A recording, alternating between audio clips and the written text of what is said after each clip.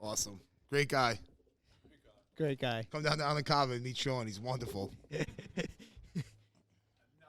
What's up? You're rolling with another episode of Jits and Tits. Damn! The Jits and Tits podcast is brought to you by Remy Fit, the premier online training outlet for combat sports athletes. And after you get done training with Brandon and Remy and your body's all banged up and need to heal, we're also brought to you by Island Cava, Long Island's first and only kava bar, serving exotic teas and relaxing elixirs that will help you recover after an intense training session. We're also brought to you by Rapid Restore, Long Island's leading restoration company, specializing in water damage, fire damage, and mold remediation. And the handsome man that will come up to clean up your mess, Ronnie Longlegs of Rapid Restore. What's going on, boys? How's everyone doing today? Feeling great, bro. Weather's nice. Yeah, fucking beautiful out today. Boys are back together. Got my skateboard in the truck. Yo, what's going on with that? You brought one? I got to get mine from the shop after this. What's going on? Skateboard trend? These guys having like quarter life crisis. Is the quarter life crisis? Nah, you know what it is? I get addicted to things that I suck at. Or you suck? No. Oh, just suck dude, at. It's so much fun. I didn't think I was going to have that much fun, and I didn't think it was going to be that hard either. But like, my daughter was like, she's like, "You're too old. You're not going to be able to do it." I'm like, "Fuck that." I like that. So, the first time I got on it, I wiped my ass. But now it's actually, dude, it's a lot of fun. Yeah, I ripped Remy's board last night down Ocean. Yeah. Killed it, weaving in and out of cars. Like I'm mad good at snowboarding, so like, it's just something else to do in pick the up. Summer, you know. Absolutely. I know it's like a little trend though. It's like spreading like wildfire, like COVID. I knew For the me- longboards were popular. I was surprised. I didn't realize Luigi was going to be doing tricks and shit. This guy's already like ollieing and shit. I would have never decided to start skateboarding if Luigi didn't. The only reason why I decided to start doing it is something I did when I was younger, and I need a new hobby outside of the gym. You bought a skateboard too? Yeah. Everybody has a skateboard. Yeah. Not me. This is cool. Not me. I Yeah, need a new figured hobby that. out of the gym, man. I spend too much of my time in the goddamn gym, and on days that I don't train, I don't know what to do with myself. Yeah, I lose that's my true. fucking mind. And especially it's getting nice out, so it's just something to do outside when I'm not training. Like, Pornhub. yeah, bro. That gets old though.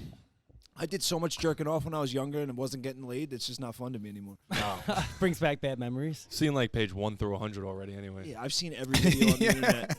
Yeah, you've seen the nugget porn Pat was talking about? Yeah, No, actually, that- they no, can't that's even find that Fugazi. It's shit. He's full of Fugazi. shit. This guy No. Pat. Yes, he is. Dude, we No. couldn't find a single nugget Ronnie's porn. dead ass. He's like, I beat off to it right before No, I came here. Definitely Did you not. put barbecue sauce on it? No. Honey mustard. Tartar? Honey mustard. Wait, where did you find nugget porn? Typed that in on Google. Yes, I did.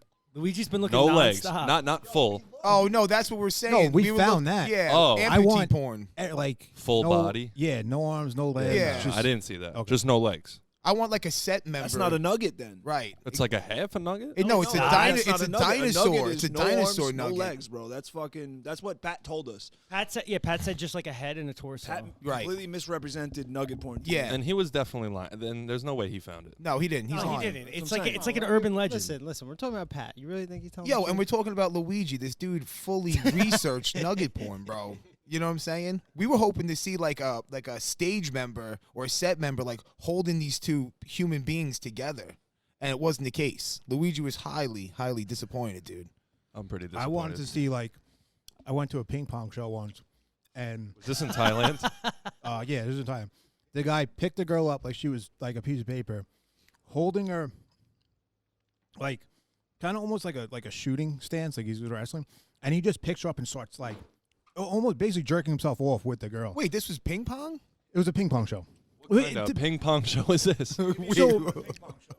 So if you don't know what a ping pong show is, basically I thought it's a show overseas. Tell me. Most of the time, they'll stick like ping pongs up their vagina and Oh, start shoot shooting it 'em like out, into yeah. cups and stuff. That's hot. They this one girl stood on her head. They poured like a bunch of liquor in her.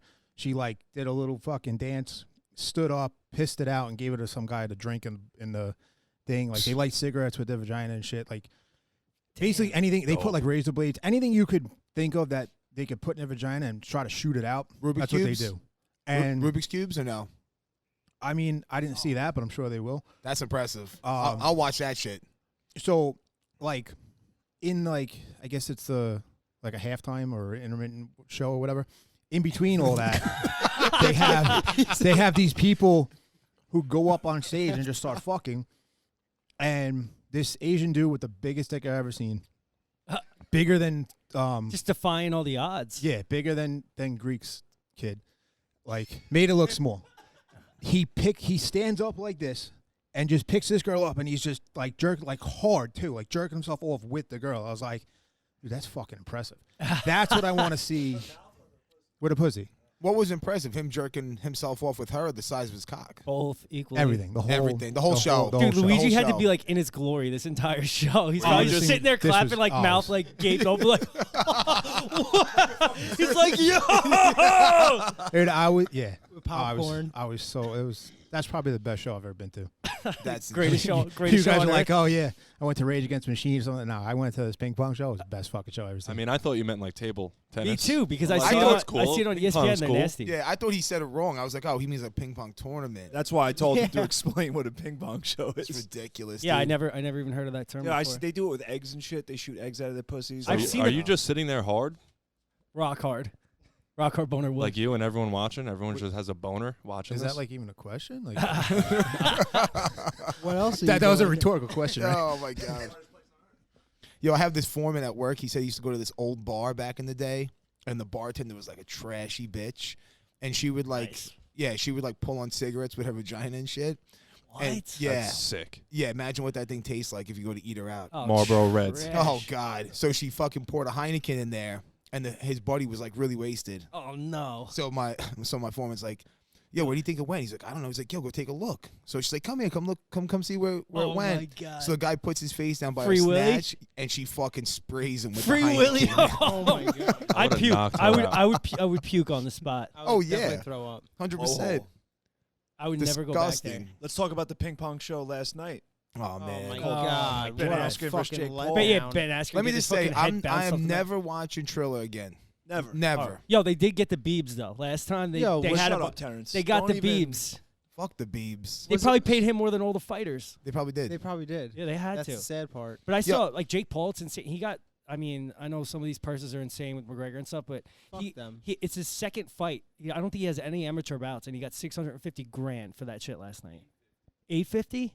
Yeah, he got 850, and Askren got 500,000 without the sales. Just Wow. base is Oh, what so they then, paid him. so then he probably got close to that then. Yeah. Yeah, he got $1 million. He probably got $1 million, out there yeah. and Yeah. embarrassed Bro, himself. Do you That's- think he threw the fight? Yes. Yeah. Like, no, honestly. I don't think he threw the fight. I didn't watch it. I think he didn't take it seriously, and I think that ref got paid to stop it early. You think so? Because Yo, that I've never ref- seen anything like that He in my jumped. life. He jumped right back up. In That- a boxing match, You dude. And didn't, I've, you didn't I've, see any of it at all? Oh, Dude, this dude, ref. that ref was like fucking- 115 years old. He had I've like never suspenders seen, on. I've never seen anybody. I saw two things I've never seen How old was in my whole career yesterday in boxing. So I worked Ben Askren being in the ring? that too, but I worked the DAZN fights in the afternoon, and one of the second fights, dude gets dropped, takes a knee, gets up at the 8 count, looks at the ref, and just decides to sit back down and get counted out. I've never seen anybody do that ever. Well, he was a smart he fighter. scrambled? He probably No, knew. he looked fine. He took his knee, clear as day, got counted to 10, got up, walked to the corner, shook his opponent's hand, shook his corner's hands, and just was like, "Fuck it, I'm done." Like I've never Just seen like, I anybody don't do belong that. here. Like Right. Well, that's what I'm halfway saying. through the count, just decided like, "No, I'm done." I've never seen anybody. Dude, he got up. The ref checked his gloves, Mhm. asked him if he was okay, And he said, and then sat back down again. And the Was it ref round counted him one, out. or was he into the fight a long time? Like fourth round? well, that's what I'm saying. I've That's never seen anybody do that. right, before. but that's a smart fighter, though. He probably felt like he didn't belong in there, or he was hurt. Dude, Well, it was like the he was first time he broke. got knocked down. It was very bizarre. And Yeah. I've worked how many fucking goddamn Yeah. fights? I've Yeah. never seen anything like that. Then the Askren fight, I've never seen a stoppage like that. Well, he got right back up. He looked got right fine. back up. He just looked like he got tagged. Like he Yeah, got he caught. got dropped clearly, but he Fine. got up before the 8 count, I think. Yeah. But Way the before- ref, He got way up before. in like the 2 ref, seconds. the ref Instantly. was about to restart the fight. Yeah. Put his hand on his chest, looked back at him, and he then was just like- waved the fight off. Yeah. Yeah. So that weird. was some real fugazi shit. That's what Yeah. I'm saying. So That's I why don't I'll think never- Askren threw it. I think there was some fuckery behind it to make Jake Paul You win. think? You That's a think? bit. They That's want a bad Jake Paul prop. and McGregor after McGregor and Poirier. I promise you they want that. I dude, if that happens, I will refuse to watch it. I'm not watching I any never more We trailers. say didn't that pay every for that. time, though. Thankfully, No. I'll never Yeah. give that my money to that shit, but I will refuse to watch it on principle after that shit. The last time I watched a trailer was like too much fucking music It was videos music or in between concerts. every. time too. I Why? fell asleep, dude. I was like watching a live concert. I Yeah. fell Dude, asleep There on my was couch. 4 fights. It went from 9 to 1 in the morning. There was only 4 fights. Insane. The rest of the time was Snoop Dogg being a fucking idiot Yeah. and E40 shitty and music. Yeah, but no, Worst thing I've ever seen. Oh, E40 really performed. It was I terrible. thought you were saying Pat looked like E40. Didn't I send you You something sent last that night? in the group chat. I took like a milk carton and I put Pat's face on it. It was like missing Have You Seen Me because he didn't train like at all this week. He's competing like next Sunday, so I'm giving him shit for not training. I'm like, yo, are we watching a boxing fight or a fucking E40 for an E40, hour? yeah. I'm like, dude, but see, I'm not gonna watch trailer because I feel like a lot of the fights are set up. It's like a WWE, WWF, whatever it is, It's getting to in that point. boxing. Oh, and Frank Mir and that other dude. what about? I forgot about this. The one real boxing fight they had. The guy faked a fucking injury. Yeah, dude. They Where- just oh stretched- my dude, god, the that guy- was crazy. It looked like the angle was like, oh, maybe he got hit in the nuts. And they got another angle. It was like, oh, no, clearly a body shot. Then they had a third angle. The punch didn't even land. And this dude was on the floor writhing in pain. They stretchered this motherfucker out on of the a building. stretcher. On a stretcher from a punch that didn't even land. Dude, yeah, it that was was so that was weird. that was was that weird. the guys who were fighting who had all the heat built up at the press conference? I and don't they were know. gonna I rip don't each know. other's heads The dude off. with the like blue hair and blue Tattoos. shorts. Yeah. Oh, no. Yeah, no, he was big. Yeah, a lot he of had tattoos. He was like light skin and like. It was tattoos. Regis Prograis or whatever, against some other guy. The guy he fought legitimately faked a fucking injury, Dude, like a if nut anything, shot, and got hit in the hip stretchered bone. out. It was so I whack. thought The it- worst thing I've ever I- seen. I Can we thought it was like a- rewatch this card today somehow? Yeah, Everything about that you're not gonna show want to see it though. was fucking fugazi. Yeah, Everything about it. it was so whack, dude. It was so fucking. There we It go. was lame, man. Like I couldn't believe that. Like they're paying these athletes this much money, and like I said, I feel like the Frank Mir and that boxer, the Cunningham, was that his name? Yeah. They sparred. Yeah, it was like an exhibition match. Nobody bit down in their mouthpiece and like really swung. And then Ben Askren and Jake Paul, I swear to God, man, like I feel like it was just predetermined. Yeah. 100%. And what was with Jake Paul's pants? They had like he was wearing like yellow pants with like all these pads on him. I know it was He weird. looked like he was like It like a wasn't- baseball umpire. I wouldn't say it was No, predetermined. Askren scrambled there. Yeah, but That was a good was stoppage. That was a 'Cause- terrible yeah, stoppage. because when he told him to walk towards him, he was like, Yeah, but he's a Terrible he's a stop. doofy No. fuck. terrible. Yo, terrible he didn't stoppage. look like Terrible. he didn't. I Yo, mean, he took more of a beating from Robbie Lawler. And no, for continued sure. The fight. Yeah, but and those the are, ref calling that right there, anyone would have called that. I don't No think way. so. For sure. He got up and he was like this.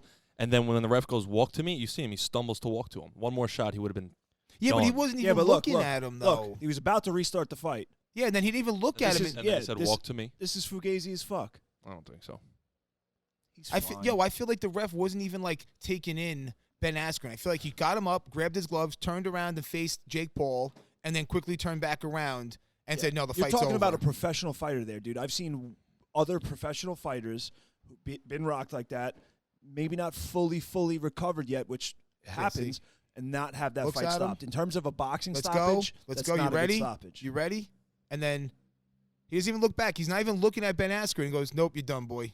Dude, listen, I'm not saying he wasn't hurt, but to stop it there, that's a professional fighter with over Yeah. 30 fights. Yeah, You don't stop a fight like that when you're a Yep. professional. crazy. And that's what I'm saying. Like, what's going on? They're trying to keep Jake Paul in the light because he's like the bread and butter for Triller. which I don't understand Listen, because he hit him hard. I'm not saying he didn't, Yeah. but in my opinion, that's a bad stoppage when you're talking about, like I said, a Professional. professional fighter with over 30 plus fights. I've With- seen more guys be more hurt than that and be allowed to fight and get their bearings back. That's what being a professional is. You're supposed to be able to continue on through that, and if you can't after the next like couple exchanges, then the fight gets stopped. Right. You got to Yeah. think, though, those referees, like Herb Dean might have not stopped that. But, like, Herb it's Dean would've Thriller, the Herb Dean fucking would've- referee. Herb Dean would have stopped that probably before the punch Fugazi. was even thrown.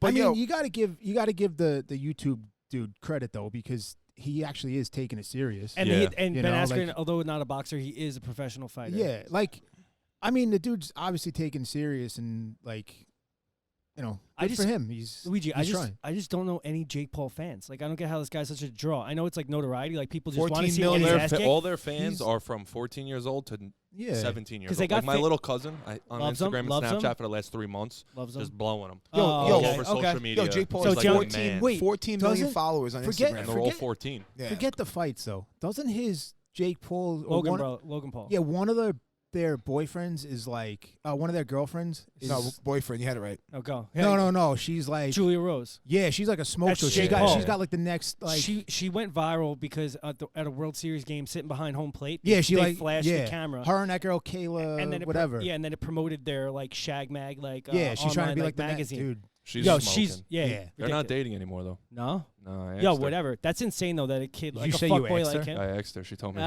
Yo, you up? Yo, You awake and WYD. single. She has the fattest ass. Yo, but see, like, I hate this shit because they're taking like regular dudes. Like Jake Paul has 2 pro fights, and all he's fought was 2 fights so far. And they're no taking amateur fights. Yeah. they're taking just scrubs off the street. I hate that. and Nate making them Robinson, fighters. non- And it's like They're just trying to make money. yeah, but Yeah. they're watering down the sports. He's though, not. man. That's the thing about it. That's what bothers me is because he had 2 professional fights before ever fighting a real fighter. Yeah. He fought a former basketball player and a YouTuber. Yeah.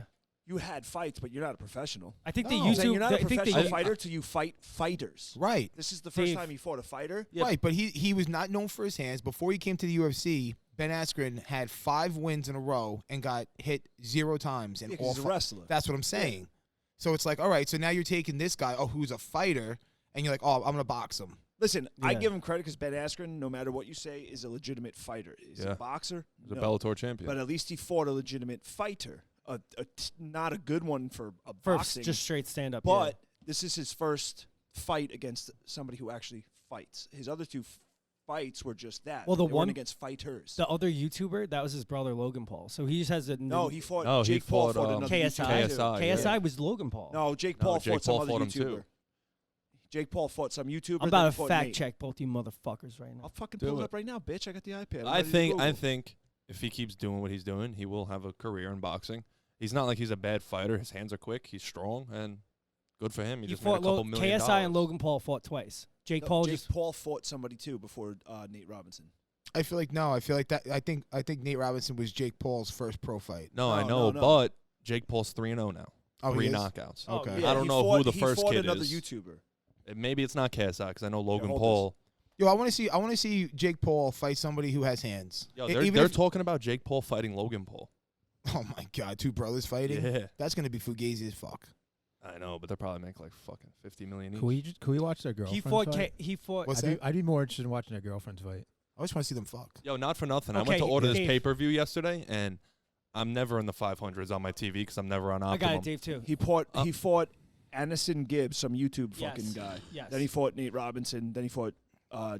Ben Askren. Yeah. Yeah, but people in Jake Paul's defense, he is a fuckboy, but these people are calling him out. Like Nate Robinson was like, "Yo, I'll smack the shit out of you," Yeah. and then they fought, and They're then Ben looking to get Askren paid. was like, "Who wants to see me fucking smack the shit out of Jake Paul?" I have So- no problem with the spectacle. I have a problem with him running around acting like he's a goddamn professional fighter, like he earned Yeah, anything. I think it's You insulting. earned nothing. Yeah. You didn't earn a fucking thing. No, Yeah. You're not. he's like You're not a spoon- fighter like yet. spoon-fed. Like, He's like a trust fund. Stop of acting like boxing. you're hard and like, dude.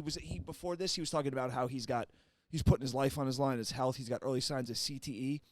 No, you don't. You fucking idiot. Is that why he was crying in the ring for like 10 Yeah, minutes 'cause after that the was he's win? trying to whack. make it seem like he's like The dedicated voting. his life to this shit. It's Like so- that shit's disrespectful to Yo, people that have it's been in- doing this for a long time. That's disrespectful. Even, dude, I haven't done shit in fighting, but like I've been fighting for 14 years. Yeah. I've been fucking putting my health on the line for 14 Yeah. years. I do this every day of my life for the last 14 fucking years, and like I actually live this shit. Who the Yeah. fuck are you? You're On a my jerk mama, off, kid. you know. And Yeah. I'm not saying I Oh, deserve. my mama. I'm not saying I deserve shit, but like I don't deserve anything. But it's like, dude, you didn't earn. No, like you put in way more Yeah, work. you didn't earn that shit. Yeah. You don't. I got miles on me, dude. I got tons injuries.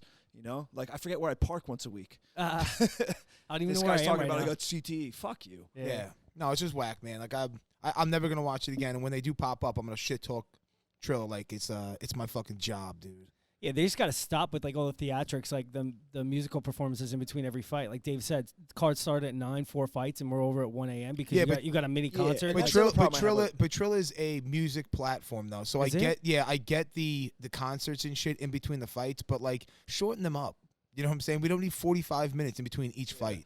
And dude, I'm down for circus fights and shit like that. I think that's fine. That's what half the reason I loved Pride. They had crazy fights, and if you want to do the circus fights and call it a circus, I'm cool. But don't put a circus in Like front of make me. another Call it- organization. Yeah, dude. Celebrity matchups. Have the circus and call it a circus. Don't put the circus on and call it a fight. You know what I'm saying? Yeah, Yeah. I That's my understand. problem. yeah, 100%. It is getting borderline WWE. Like I'm with you on that, Nick. Yeah, it's just too much acting, too much fucking, shit talking stuff. And these guys aren't like seriously trained fighters. Like, yeah, Ben Askren is, but Nate Robinson was it. Nate Robinson went out there, looked like he was in sixth grade on the playground again, throwing hands. It was like punch, clinch. Like they punch, clinch, and then he got hit. Dude, and he head like down. He was looking at his shoes and shit. That knockout was so funny though. He was just dead. Yeah, holding his head. Oh, my head. Well, that was like when he got dropped. He got dropped like 3-4 times in the last one. That's my problem too. You watch that Nate Robinson fight. That ref would let Nate Robinson get fucked up more than Ben Askren. And right. Ben Askren's a professional fighter. That's why I have a problem with that stuff. And like you said, too, he's a professional fighter who's been rocked. By Robbie Lawler with 4-ounce gloves. 100%. Like, come on. Yeah, the gloves matter, man. Like, they were wearing 16-ounce gloves last night. No, like, those are 10s. Those are 10s? Yeah, professional boxing is either 8 or 10. Okay. So, whatever, though. But even still, Anyway, so we got our first guest. Yeah, let's introduce a very special guest. Our very first official guest. Luigi, you want to... This is Luigi. Luigi knows Matias a little bit better than all of us. You're the one who made the intro, so go ahead. Yeah, we met probably 2 years ago at a ping pong show. Well, we first met at a ping pong show, and then we didn't remember each other. Then he came, he came to Monster. I think it was an open mat. I don't even think it was a class. And I get a text from Derek like, "Hey, this guy Matias is coming down, really cool. Like, show him some shit. He's new, he's trying out." I'm like, "All right, cool." I meet him, and I don't know. It's just been good friends ever since. Love at first sight. Pretty much. How long has it been now? Year and a half, 2 years. Nice. Just got his blue belt. Yeah, a month ago? I was just about to say you're ago? blue belt, huh? Yeah. Nice. How do you like in Jits? It's awesome, man. I would have never thought that that I put myself in that situation, especially after my injury, which I'm sure we'll get into. It was just kind of like I know there's a few guys out there, but never really did enough research to get into it, and then just got addicted to that. How'd you get into it? Who introduced you to Jits? Well, being a police officer, Derek Manji was kind of like trying to get everybody into jiu-jitsu and getting those guys trained, because the stigma we have today in policing is that we go to our guns, and we want to kind of veer away from that. We want to get more comfortable. Either you're verbal judoing somebody, talking your way out of it, and if you can put your hands on somebody and de-escalate the situation before going to a weapon, even better. 100%. So we've all been trying to get onto that level of some type of mixed martial arts, whether it's jiu-jitsu, karate, judo, Krav Maga, whatever. You know? Yeah, we talked a lot about in the podcast here that we feel like it should be like mandated that police officers have to or required to do a certain number or classes a year. 100%. And if that's what Delaney's trying to get too. He's trying to, another guy we train with at Monster, he's trying to bring it because he does he works at the academy, he teaches at the academy. He's trying to get that going where he wants everybody training. He's trying to teach everybody, and at least he's trying to do all these seminars just to get them started. Like people who, whatever, if they were nervous about starting or whatever, he's trying to bring it to them instead of having them come to it. Yeah, I feel like there has to be a consequence though, because people aren't going to continue with it. So if there's like some kind of consequence where maybe like if you don't hit your number of classes a year, you're pulled out of the field, right? Like there has to be some kind of like consequence, because guys aren't going to continue to do it if it's up to them to make it to the class. 100%. I feel like it has to be a consequence. Like you hit it certain classes a year, you're good, you stay out in the field. You don't, you go to the desk. If you can't, rectify your fuck up, then there's another, consequence or whatever. And I feel like the same thing with like weight and physique.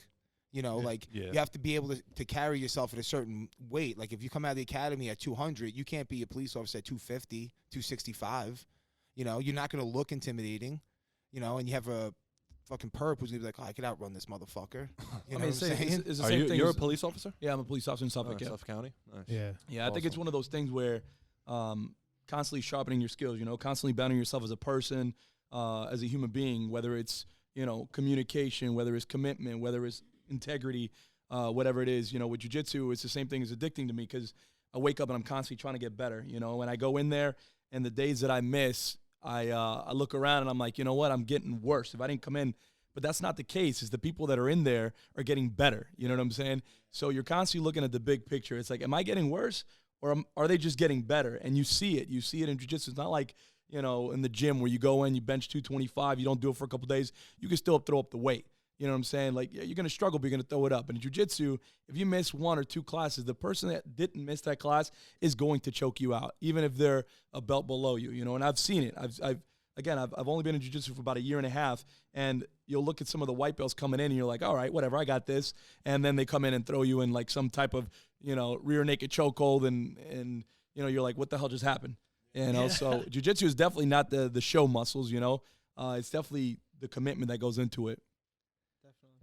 Yeah, and I'll give him credit. He does have that commitment. Like every time we train, he's constantly trying out new things or just asking questions. I mean, a lot of people do that, but he's always trying to learn more, trying to see, oh shit, how did this happen to me? Like, let me go back and fix this, or why didn't that move work? What do I got to do to improve on it?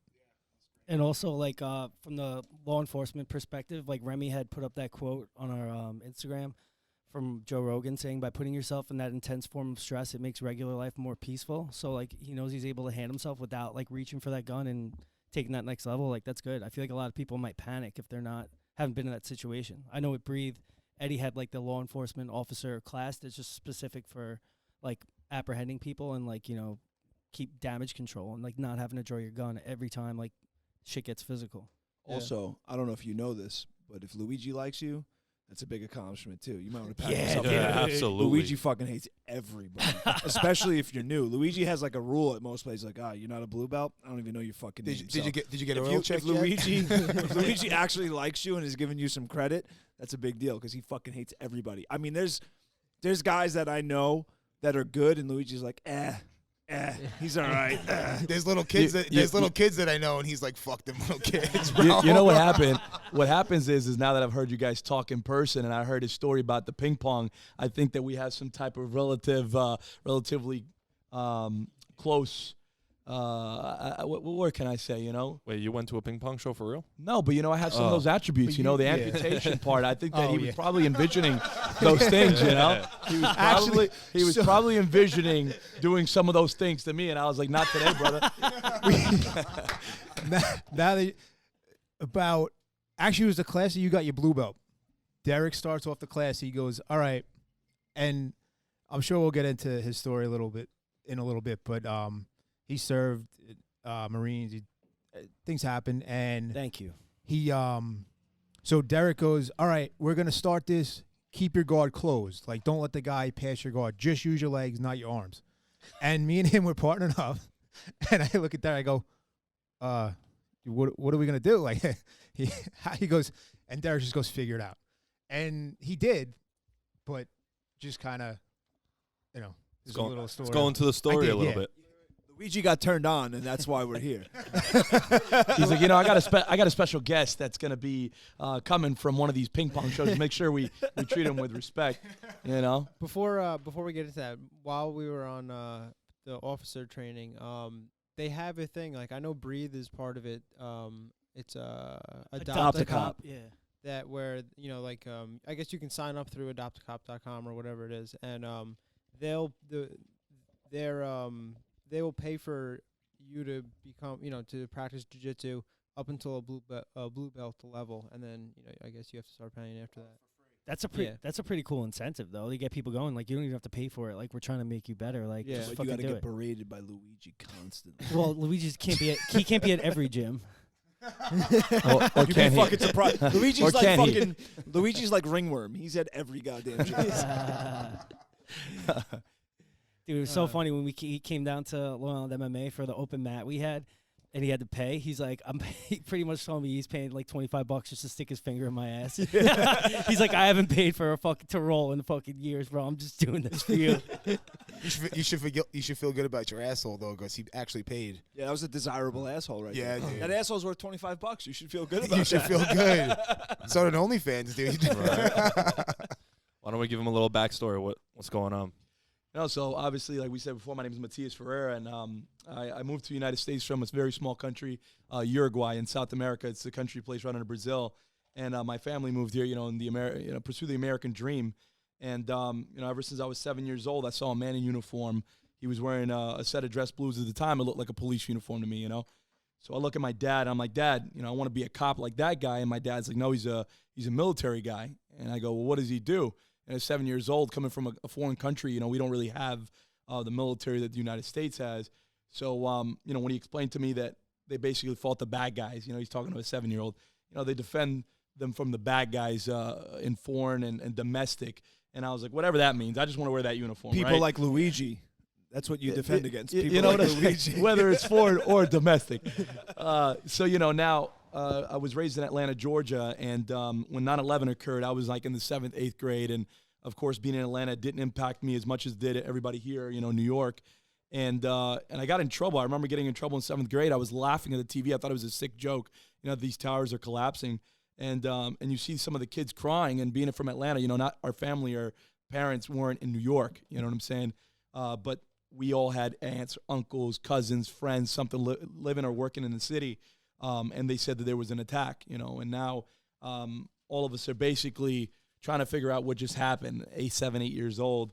And so, of course, I continue the day, and I get home, and my parents explain what had happened, and now I just couldn't think of anything else but that guy in uniform, and how I wanted to go fight the bad guys. So now I'm going through high school, I'm playing football, I'm wrestling, I'm playing baseball, doing my thing, and 2007 comes around, and that's when I'm getting ready to graduate, and the kids are kind of selecting what college they want to go to, and I had full-ride scholarships to go to UGA, Alabama, Tennessee to play football, and my parents are like, well, what are you going to do? And I'm like, I'm going to the Marines.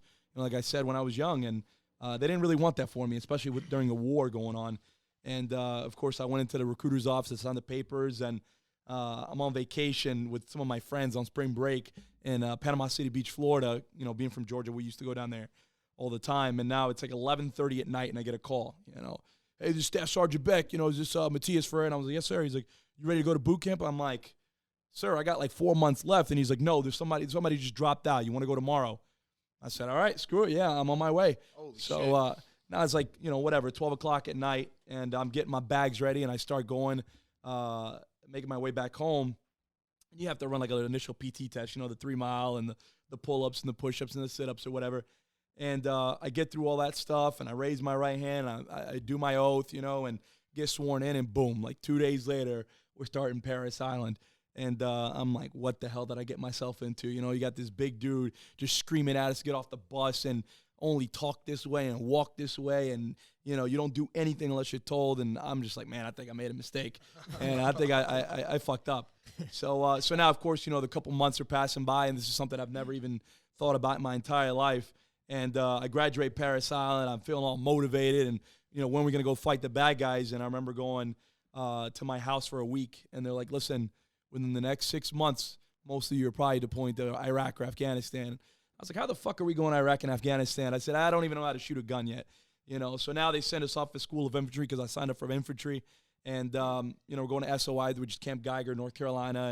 And we go into what's called the 03 Open. Anything 03, like 0300, is all infantry. Whether you go the mortarman route or the assault rifle or the machine gunner, is 03 Open. That's about 2 months of training. Month one, everybody's doing the same basic crap, and then they split you up into diverse groups, And they volunteered me, so I call it voluntold. They voluntold me to machine gunner's course, and I was like, I'm 135 pounds soaking wet. How the hell am I going to carry a machine gun? And whatever. We go through the training, and I fall in love with it. You're shooting 50 cal machine guns and all that shit. You grow up playing Call of Duty and crap. I'm like, damn, I actually get to shoot these things for free. For free, not to mention how much ammo costs these days. Yeah. And whatever. We're getting ready to graduate. I get assigned to 1st Battalion, 8th Marines, which is a Marine regiment out of Camp Lejeune, North Carolina. And they tell us that we're going to do a workup, basically get ready to go to Afghanistan. And I was like, again, we don't know anything about, fighting a war. We know how to shoot a gun now, but that's about it. So we spend the next 6-7 months fighting and, doing all these hand-to-hand combat and our own MCMAP program and learning how to shoot our specialized guns and whatnot. And then they go, all right, September, this battalion's going off to Afghanistan. And it kind of hit me, it was surreal. In September 2001 went around. I graduated, went off to boot camp, graduated. And now in September, pretty much 6 years later, I'd be walking the streets of Afghanistan. Be careful what you wish for. So now we get over to Afghanistan and we're doing our, preparation or whatever. We get in a helicopter. We go into the middle of freaking nowhere, Musa Kala, Helmand Province, Afghanistan. And, we get off the helicopter, and I thought it was the heat from Afghanistan at first that was like, intense. And then I'm like, oh, it's not so bad. It's just the exhaust from the helicopter. That's why it's so hot. Well, the fucking helicopter takes off and it's still hot as balls. And I was like, you know what? We're in about 125, 130 degree weather. Like, how are we supposed to even survive at this point? And, we run off to our little FOB, which is a forward operating base where we're basically doing all our operations out of. And the dog handler goes, I forgot my crate on the helicopter. Somebody's got to go get it. And I'm sitting there putting my machine gun down. They're like, yo, Ferreira, go get it. I'm like, oh, shit. So I got to run out of the wire, and I'm freaking out. I'm like, oh, I'm going to get shot, whatever. And the guys are all laughing at me like, dude, we haven't taken small arm fire in like 3 months. You're all right. So whatever. I get that thing, go back inside. We do a debrief. We go on our first mission like 4 hours later, and now it's getting dark. We got our night vision goggles out. Some asshole decided to flip the MRAP on a bridge, so now our Humvee type is flipped upside down. They sent you out to a mission 4 hours after you've been there? 4 hours until after we got there. Jesus Christ. We're like, what the hell? Waste no time. It's like going from middle school to high school. You're like, what the hell just happened? How old were you when you were there? I was 19 years at old. This time. 19 years old at this time. So now as a machine gunner, I got this 240 Bravo, which is about a 30, 40-pound machine gun. You're looking at shooting at 3,000 rounds a minute. I mean, this thing is insane. Carrying this thing around Afghanistan with this super long belt, 100-round contact belt, just in case we get in a fight. We can put down about 100 rounds downrange while everybody gets set. And I'm sitting there, and I'm like, who the hell would flip this thing upside down? So they put us on a security detail, and all of a sudden, we're just sitting there. You don't hear nothing. And then, just bullets flying over your head, and we're freaking the fuck out. We're like, what the hell do we do? I got no cover. I'm in the middle of the damn desert. I got this stupid thing flipped upside down. We're going to run in there, and we just can't run behind that cover because you don't know where you're getting shot at from. So now, of course, the guys are all laughing at us because they've been there, and they're like, dude, these guys can't shoot for shit. They're not going to hit you. And we're like, oh, yeah, because I hear those things going right over my head. And whatever, we end up securing the vehicle. They flip it back. We get back to the FOB, and we're like, dude, we just got here. We got 7 more months of this shit every fucking day. Wow. This is a Monday through Sunday job, 24 hours a day. This isn't like, all right, I work 5 days and then whatever. So I won't bore you with the little stuff, but let's just say, about a month and a half goes by and we take our first casualty, which happens to be our Navy corpsman. He steps on an IED, loses both legs, both arms, bleeds out to death, Doc Gonzo, and then it became pretty real. Then it became pretty real. We were like, you know what, we're not fucking around anymore. We realized it's war. We realized people are going to get hurt. People aren't going to go home. And they were smart. The Taliban were really smart. They were setting IEDs in a way that we would never identify them. They were putting primary IEDs where the guy steps on it. They would put a daisy chain maybe 50 feet away from when a guy's coming to get that guy. He blows up too, and you're kind of shit out of luck. So they were smart. They know what they're doing. And, not many couple days later, boom, another guy goes down. And then a couple days later, boom, another guy goes down. And we lost I don't know, maybe 8, 10 guys within the first 3-4 months, not to mention the casualties of the guys surviving. And, I was on a dismounted unit, so that means I was on foot everywhere I went. I was never on a vehicle. So that got pretty dangerous because, at least if you rolled in the Humvee, you had a shot. You had a shot to survive. If you're on foot, these things were destroying, troops and whatnot. But now we're hitting around December time frame. Christmas is here. We're all kind of vulnerable. We're like, you know what? We've been away from our families for a long time, and this sucks. I'm ready to go home. And then we get a call from a different battalion, 3rd Battalion, 5th Marines. These guys are legends. These guys have been fighting a ridiculous war for many years and really good at combat. And they took so many casualties they became what's called combat ineffective. They weren't able to successfully complete their mission, so they called us to go in support of these guys. So now we do what's called a push, right? We grab all our shit and we're going maybe 2 miles with 50 cows taken apart. You're looking at maybe, 135-pound weapon system kind of broken up in 3. And so, but when you got to go, you're going 2 miles, you said, right? Yeah, we're go about 2 miles. That's on foot? Like, That's they don't on even foot. give you... Why? Was there a lack of vehicles there? Like, No. or they want you to be able to see yeah, better, so you're surprise- not driving by too Surprise fast? of element. We want to do the surprise of element. You want to do these things so where they don't know you're coming over, We send over our snipers. We send over our recon teams. They do the overwatch, and then they let us know everything's clear. So January 21st, 2011, they tell us we're all good to go. We're going to pick up our shit and go over the Wadi, which is an open land of water. Typically it's filled by water, but it's a desert, so it's just, dried up. And now we start humping over there. We get there. We're all freaking dying. It's just, so much gear on our backs, not to mention all our personal gear.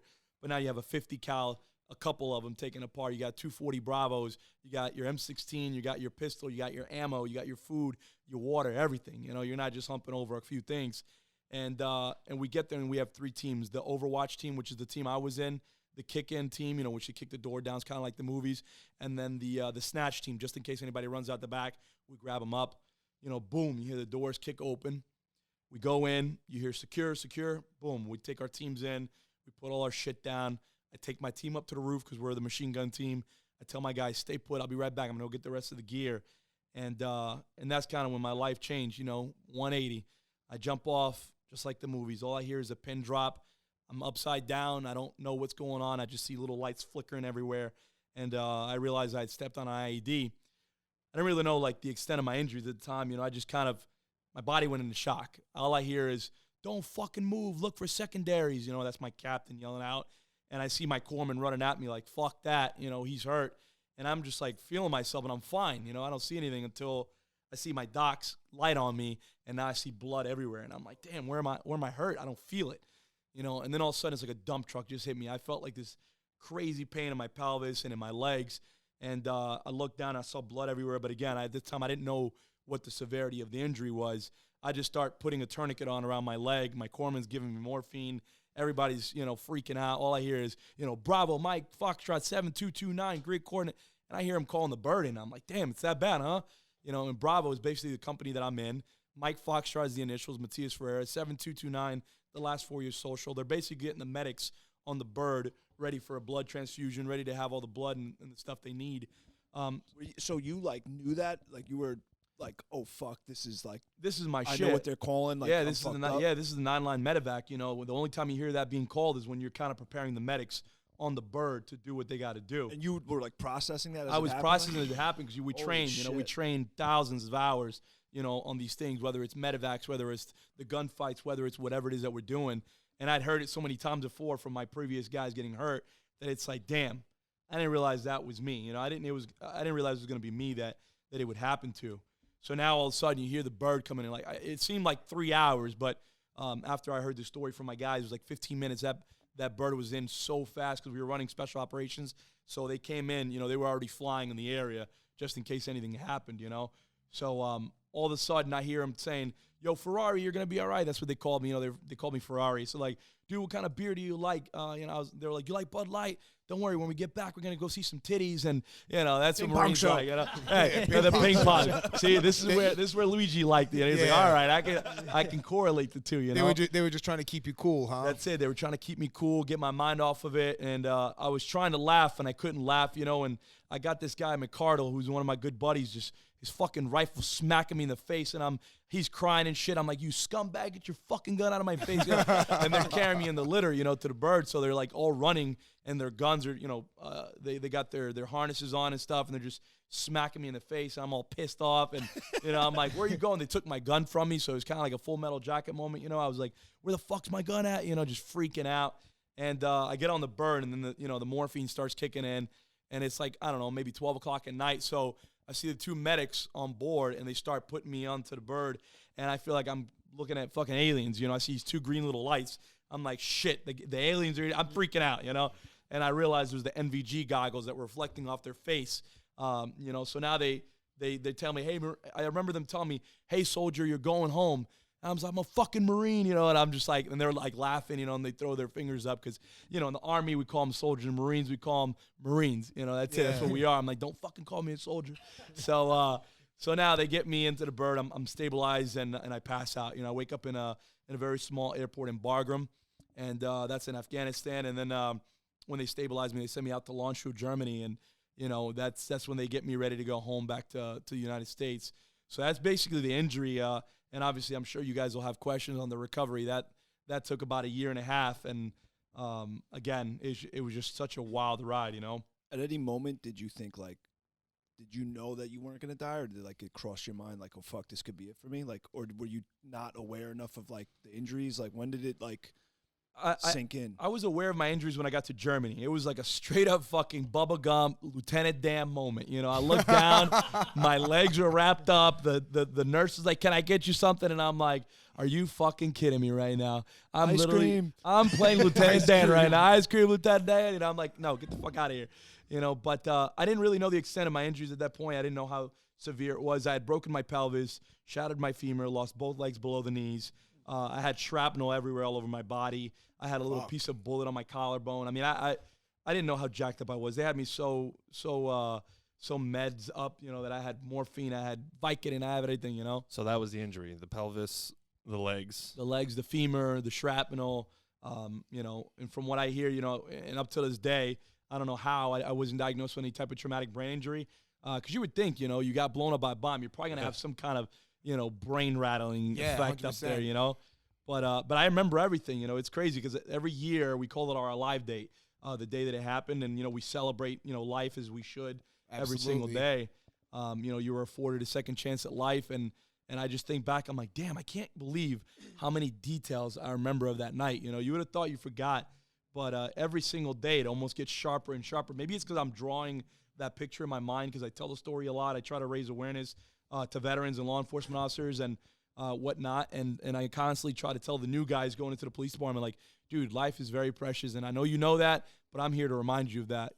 That's awesome. There's a lot of veterans, that wake up and they try to forget that service because maybe they didn't have such an enjoyable time in the service, or maybe they don't want to remember the hard times we went to. But unfortunately, I'm kind of brought to that every single day. Every morning I wake up, I'm in a fucking wheelchair, putting my legs on, and I'm like, dude, it could be so much worse. I could be strapped to this wheelchair for the rest of my life. And, thanks to the adversity and everything going on in today's world, people have gained knowledge on prosthetics, on engineering, on, medicine, on everything. So I thank God every single day for everything He's given me. And you'll hear me talk about, faith and perseverance a lot. Yeah. That's kind of what drives me is my faith to God and everything that I'm able to do every single day, to include, again, jiu-jitsu. Yeah. It's like, how the hell did I never did that. I never did jiu-jitsu before. So this is something new to me as well. I'm starting all over again. So I couldn't really tell you what it's like to put people in fucking half the moves you guys put in with those ankles. And I'll laugh about it. I make jokes about it all the time. I slip out of shit all the time. And Luigi can tell you when we were doing that exercise where they're like, hey, you can't use your hands. And I'm like, well, I'm shit out of fucking luck. I'm back into Luigi's dream right here on the ping pong shit once again.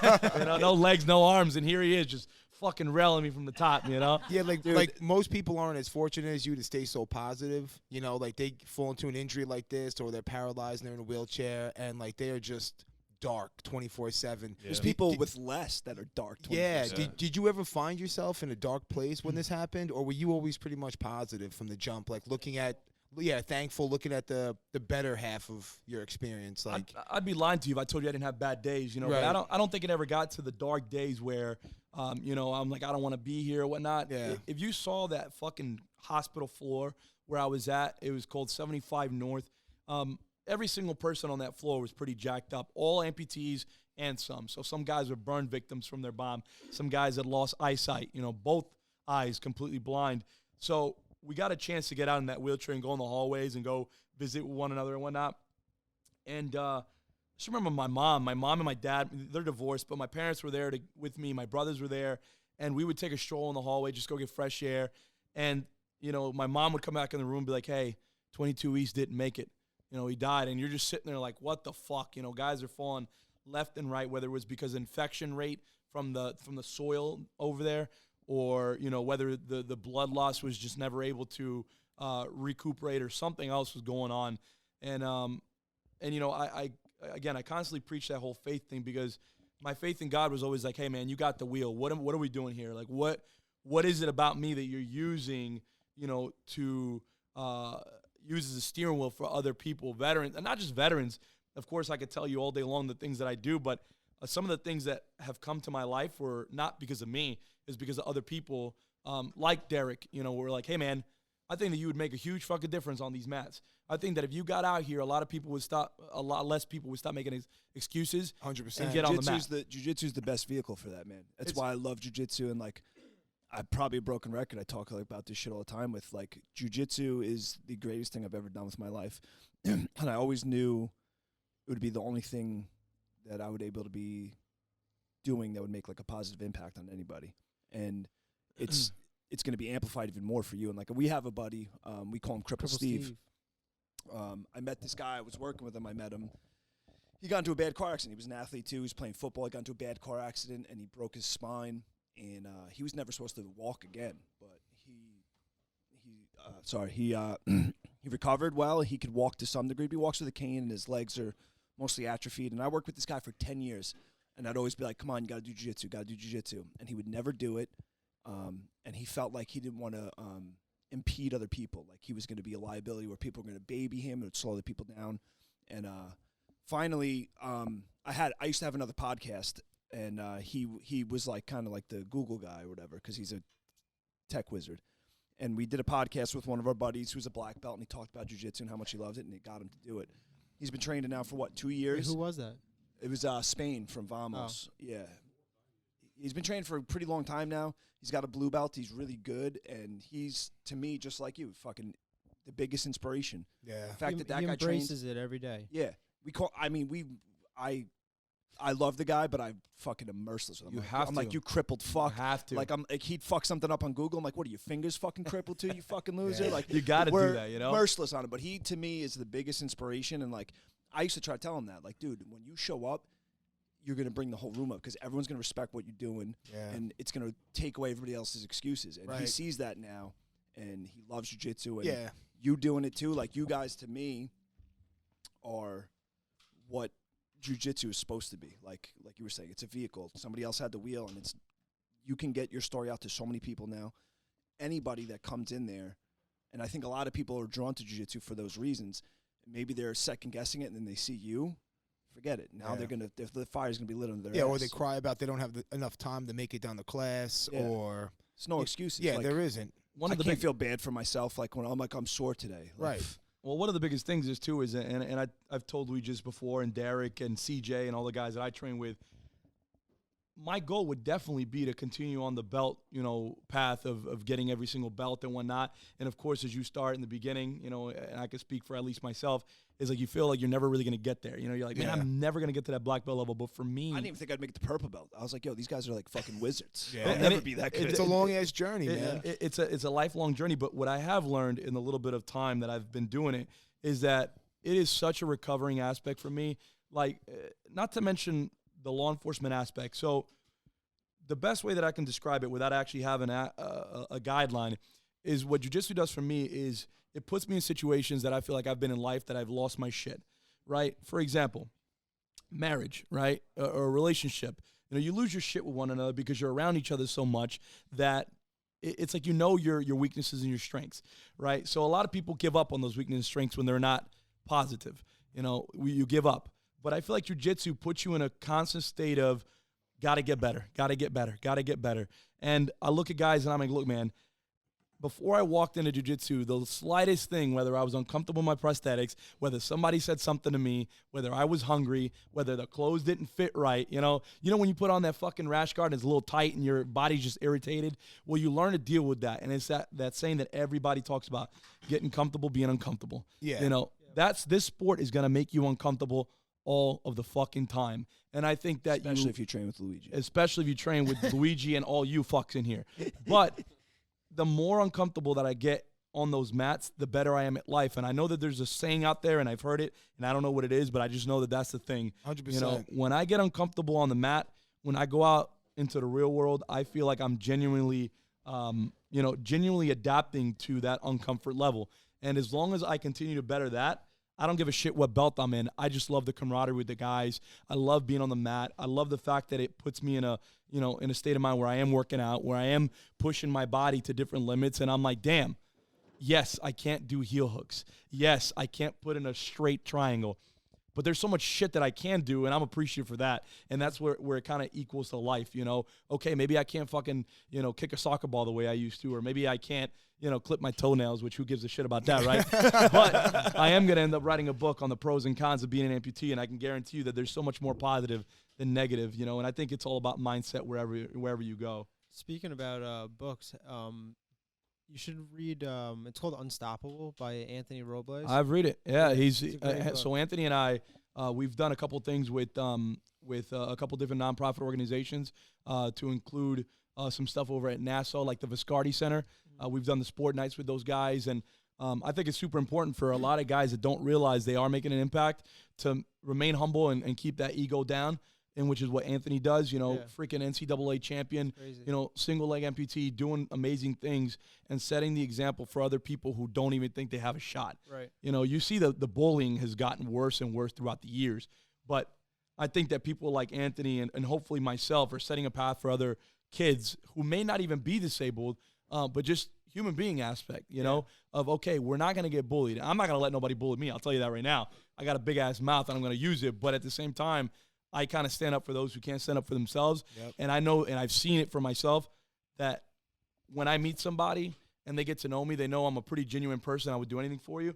I don't have to say shit. I've seen people actually stand up for me in the past 10 years of going through what I've gone through, and they'd go, you don't even know this fucking guy. You know what I'm saying? So that's what I want to be. I want to be that steering wheel. I want to be that guidance for other people to make sure that they know that they can do anything in life, and I'm hoping that we all do have that story. It's just kind of finding it, whether it's a personal injury. I've heard some stories about guys who are addicted to drugs and alcohol and have had injuries and now they're using that, that pedestal as a stadium, as a podium, for telling their story. So that's all I want. I just want to be able to tell my story, hopefully inspire people, and continue to live life. Oh, yeah, and you definitely will. Yeah, I mean, your 100%. your mindset alone is super impressive, dude.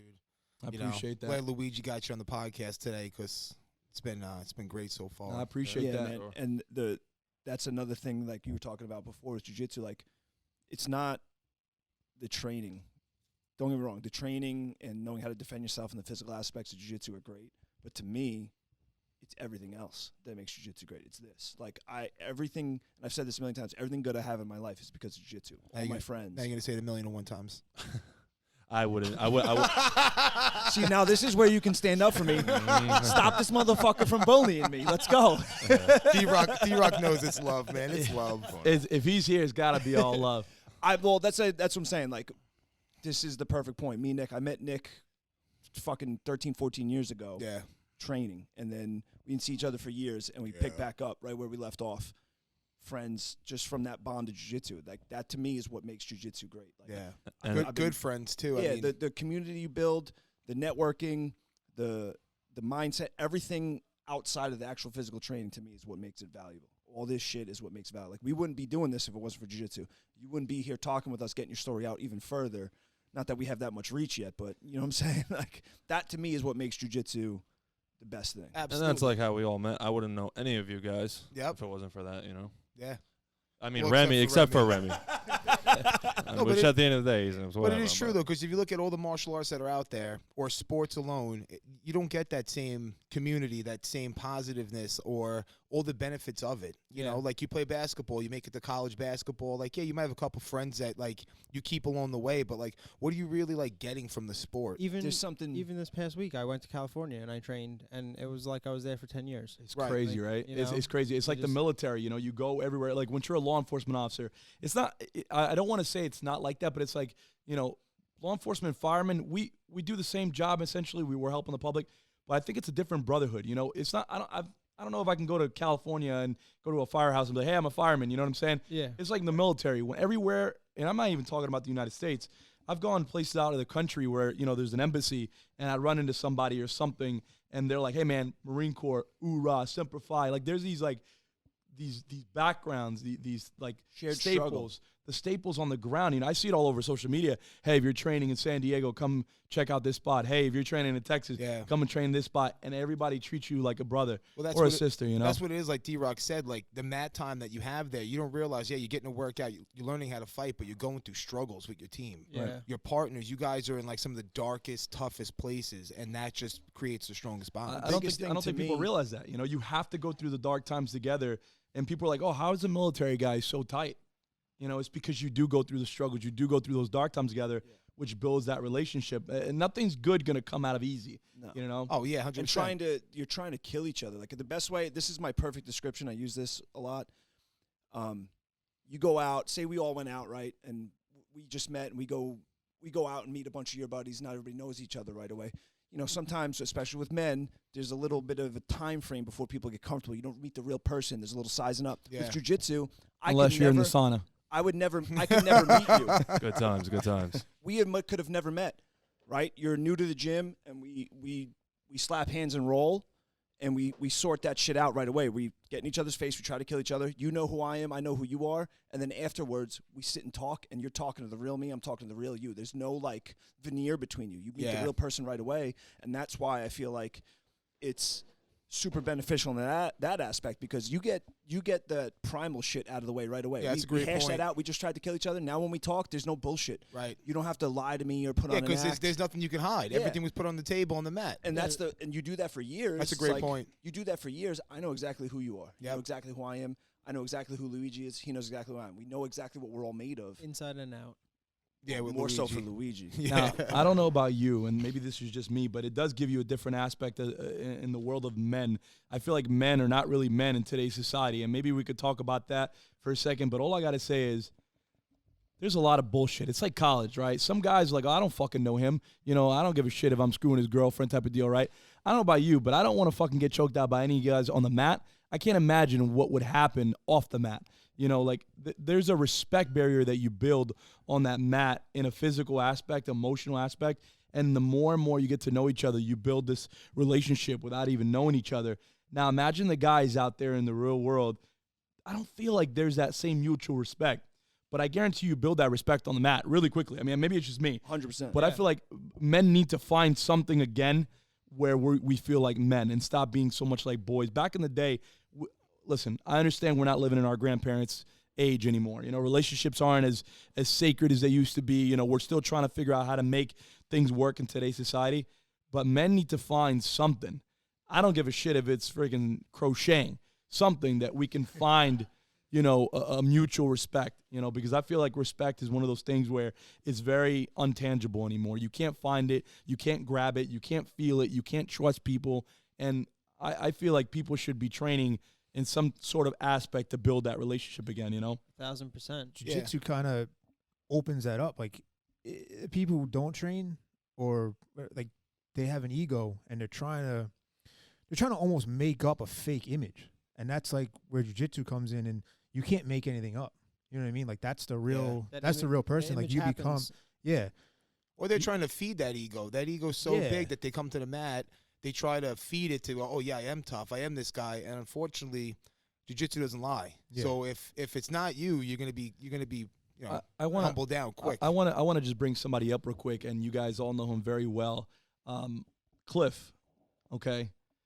I rolled with Cliff maybe like for the first time 5-6 months ago. And listen, by any means, ever since I started jiu-jitsu, I don't think I'm better than anybody. I don't think I'm stronger than anybody. But I'm 230 pounds. I'm 6'2" when I'm wearing my legs. If I'm not wearing my legs, I'm like 4'5". I was gonna say, You know, 4'5", 4'6". You know, Luigi loves that. You gotta take like 15, 20 pounds off for that. You know what I'm saying? I'm taking 15 pounds off of that. So whatever. I put the legs on. I'm like 240, whatever you want, right? But I kind of try to stay away from Cliff for a little bit, you know, because it was just his image by himself. He's like an intimidating guy, right? He's like 240 pounds muscle. Are we talking about Cliff from Cliff. We're talking about Cliff. He goes to Cliff, Monster Cliff. Jits. Okay. I told Cliff, and again, by any means, I'm saying this in the most respectful fucking way I can. I talked to Cliff the next day because it took me a day to process it. And I said, all bullshit aside, let's be serious. I'm not joking.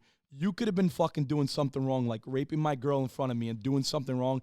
And in my life, I couldn't have done anything about it. I said, that scares the fucking shit out of me. That scares the shit out of me that a person, a human being, another man can have so much power yet not use it. He's a teddy bear. He's the nicest guy in the world. You meet him and you'd be intimidated about his looks, but you get to know him and he's the nicest. Oh, he's a sweetheart. He's a sweetheart. But I was fucking petrified on the mat. I've rolled with him with and without a gi, and there's nothing I could have done to him. I couldn't pass his guard.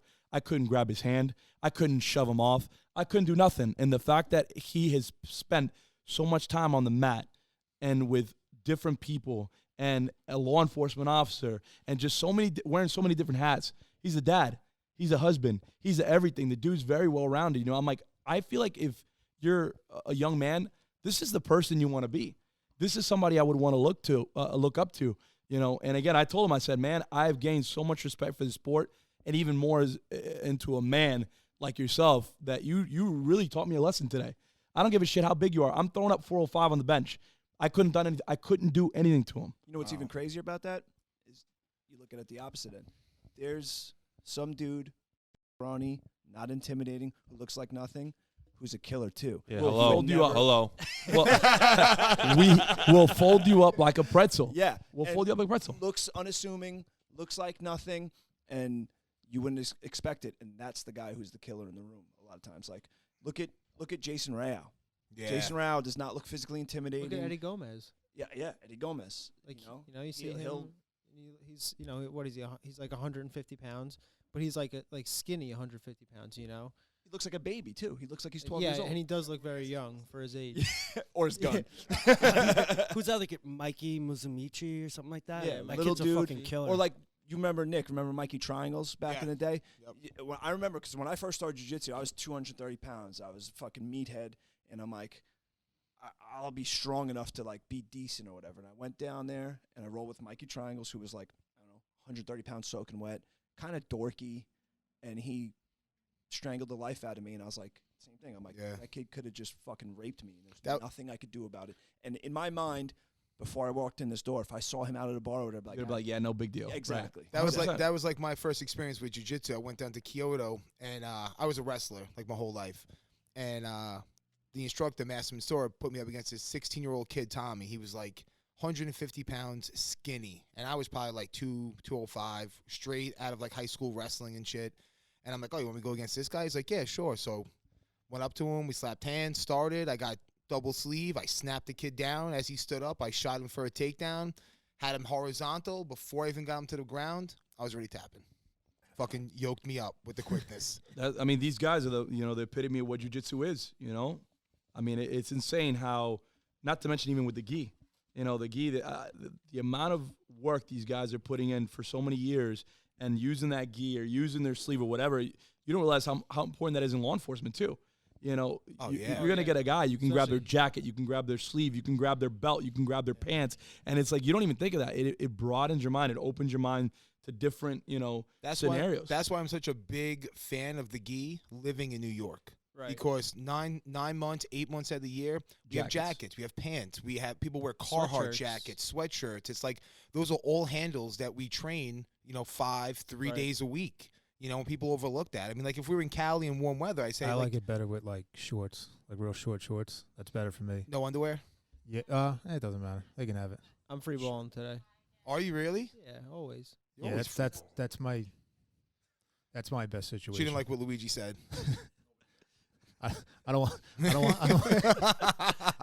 I don't want that jacket interfering. I need You need skin. very little clothing right there. Yeah, skin and no lube. It's a Path pass of least submission. resistance. Yes. And But it's so true, though. A lot of people overlook the game, and they overlook, like, where we live. I have a friend who doesn't train in the gi at all. Kepi. You're like Do you- the only reason why I started training in the gi. Thank you. But, yeah, this kid, he's just like, I'm not wearing that. I'm not wearing that. I'm like, dude, you're going to get into a street fight, man? Like, you're going to miss every opportunity of grabbing the guy's jacket, grabbing his sleeves, choking him out with his own shit. And it's just like, it's the truth. We live in New York. Why not train in the gi? Yeah, for sure. That's the thing about jiu-jitsu, man. It's like it's reality in every single fucking situation. You know Yeah. what I mean? Like and most people are so out of touch with reality until you walk into the gym. In your mind, you think like, oh, this guy, that guy. You make these snap judgments that you have no idea are so far off. So many people are so out of touch with the reality, and jiu-jitsu puts you in touch with the reality Yeah. immediately. It lets you know, Didn't like, Rogan say some shit like that? Rogan's like, jiu-jitsu is the only, like, martial art that really tests your reality. Like, yeah. you and your I mean, training fuck Rogan, though, because I'm saying it. Just put your name on it. No, but it's true because, like, especially in New York, Long Island in particular, like the social climate in New York and Long Island, it's like you go into a bar or club, you feel it right away. Everybody's on edge. Everybody wants to be tough. They got their Yeah. muscles. Everyone's trying to fucking peacock hard. And it's like, and half those people have no idea what reality really is. And like, it's not out of the ordinary to go to a bar and there's fucking fights in the bar Every time. it's just normal. Like, and I didn't realize that till I went out of state. And you realize, like, I remember I went to a bar up in Boston, and it was People like, are normal. yeah, there was like, Yeah, regular, yeah. a bouncer was like a regular People size. are nice, A regular size bouncer. I'm like, how's this guy a bouncer? Like, dude, it's not Long Island. It's not fucking He bar trains fights every jiu-jitsu, night. that's why. Well, that too. But like, dude, it's not that's not reality outside of New York as much, where like bar fights are just a regular night. You know what I mean? You walk through Patchogue, you see people fucking fighting week. and shit. It's normal. It's funny though too. Like my mother-in-law, she knows I train, right? Like I've been with my wife for 13 years, and they both have been there for all my jits tournaments, pretty much my MMA fights and stuff. And she's always said, like, I carry myself differently. Like we all have like a certain level of like confidence, and like there's something about us. Our swag is different. She's always said. So she was at work, and this young DA came in, started working in her office. Kid was like maybe like 25, 27. And she's telling me about him. She's like, yeah, this kid just carries himself differently, you know? Like he's like mature for his age. And she tells me the kid's name, and he's a brown belt at the gym that I used to train at. And she's like, now it makes all sense. It makes complete sense now why he is who he is, you know? It's funny you Confidence say that is too, calm, you know? Confidence is calm. Yeah. When I first met Alexa and stuff, and she met all of us, she's like, you guys are so different from everybody else that I know. And she's like, especially when you're all together. Like, you know, because we're now almost all of our friends are all fighters, jiu-jitsu guys and shit like that. So it's like, it's normal to us, but when you're not acclimated to like we are, it's very different. Yeah. You know what I'm saying? And like I guess the vibe of it, for lack of a better word, can be intimidating. Seriously? I'm sorry, the path of least resistance, would that be better? Least resistance. But she was saying it's just a very different atmosphere with all of us. And even a couple of my other friends who, you know, I've been friends with for a long time, some of them don't train. They even said to me sometimes, like, dude, we feel like a little like the odd man out at times because they don't train. He's like, they kind of feel like, oh, fuck, like maybe I shouldn't be here kind of thing, because it's just what we all do, in the bond between everybody is different for that reason. You know, that's why we had to make Terrence a man. Yeah. Terrence got made. Forced him into training. Yeah, but I don't know. You guys were always I wanted to do it just because like you guys were like so passionate about it, but I never felt like I was like out on the outside looking in. Yeah, like I never really felt like you guys were always like, you know, really nice to me. So it made me want to try it. Yeah. Well, I guess, you know, that speaks volumes from about, in my opinion, about you, is that you never felt that way, but some people do. And it's an ego thing. They feel intimidated. They feel less than. Even though I don't think we're jerks, like we're very welcoming to everybody. But Take it easy, Dave. Yo, if it wasn't for you guys though, I never would have signed up. No shot. Like, you know, if I didn't meet you guys, because my friend started training at Sarah's like 8 years ago, and he was like begging me to go, and I'm like, nah, I'll get hurt. I work construction. I can't hurt. Like if I get hurt, I can't work and stuff like that. And I always thought about it. I always thought it was cool, but I never would have like felt comfortable enough to think. It takes balls to just go to a gym and sign up, because you don't know. You 100%. think everyone's Especially trying if to you've kill never you. wrestled or anything. Yeah, nothing. you have Like no prior experience. just to go there and sign. Remember like that big kid that was at Long Island MMA that day for like the not open your class. yeah. I'm like, I can't believe this kid's here right now. Like I wouldn't do that. I did it because I knew I Kid from Brentwood? Yeah, That from the wood, yo. Dude, that kid was so pumped. Bro, Yeah. he was so happy to be there. He was He's like, so damn, bro, you just choked me out. That's dope, bro. I'm from Brentwood. You know what I'm saying? We don't really be doing this. You were like, yo, where you from? He's like, the wood. The wood. He's like, B Wood. Yeah. Was that the same kid? The who big was- kid. The big kid. Yeah. The kid, me and Ronnie we were rolling, and they were right next to us. And the kid goes, "Oh, he's like, oh, have you trained before?" And he's like, "Nah." He's like, "But I watch a lot of UFC though." He's like, nah, but I be watching UFC like all the time. I be watching. Oh, word, you're good. Yeah, I be Dude, watching UFC. That kid was Sometimes the it be man. like that. Yeah. Damn. He hasn't. You haven't. Great seen him back? attitude, though. Great attitude. That kid was cool. Dave, you haven't seen him back there He at all? hasn't come Dude, back, he was no. so into it. I'm like, Dave's got to take this kid under his wing and be like a transformation thing, because like he would fucking dude, that kid loved it. If I would have showed him my before and after pictures too. Yeah. Oh my god. I couldn't believe that before and after picture you put up the other day. I know you always said that. Like I said this to you the other day. I thought you were like my size, like shape. I didn't realize that you were. Bro, like, Dave a big, showed big me a boy. picture of him. I was like, that's not you. It doesn't even look like. Yo, A little roly-poly. I'm like, no way. yeah. Well, some of the pictures of you, like long hair on it, doesn't look like a completely different kid. So, what's next for you? Like, do you do any public speaking or anything like that? Yeah, I've done a lot of speaking, to different schools and to companies or whatever else. But, you know, a lot of people have asked me, like, why don't you do this for a living? And I'm like, first of all, I love my job, all right? I love my career. I love the path of helping people and whatnot. You're here in Suffolk. I'm in Suffolk, yeah. I'm actually an instructor at the police academy with CJ nice. Delaney. And that was a gift I was afforded this past year. I went there about last February. And I love working the streets. I love patrolling. I love, working in the community and doing what I do. But I honestly just kind of had one of those like epiphanies where I was, you know what? If I can use this place, this academy, to talk to every single recruit, and teach them about perseverance and love and passion and doing this job, because a lot of people try to take it for the money. We all understand that law enforcement officers in New York make a lot of money. I'm going to tell you right now, there's not a dollar sign you could put on that job if you told me that I might not be able to come home at the end of the day to my family. So I think that law enforcement officers make good money because it's a job where you might not come home at the end of the day. 100%. I don't think that's, I don't think that's unreasonable to say in a general speaking manner. But if I can go in there and teach these kids a little bit about passion, about doing this job for the right reasons, I'm hoping that we put out a product, which I feel like in Suffolk County at the least, cops going out there are pretty good damn people. They care about the people they serve. They care about the community. Everybody in this community pretty much has somebody in law enforcement in their family or military or nursing or whatever else. I mean, just look at the pandemic and overall.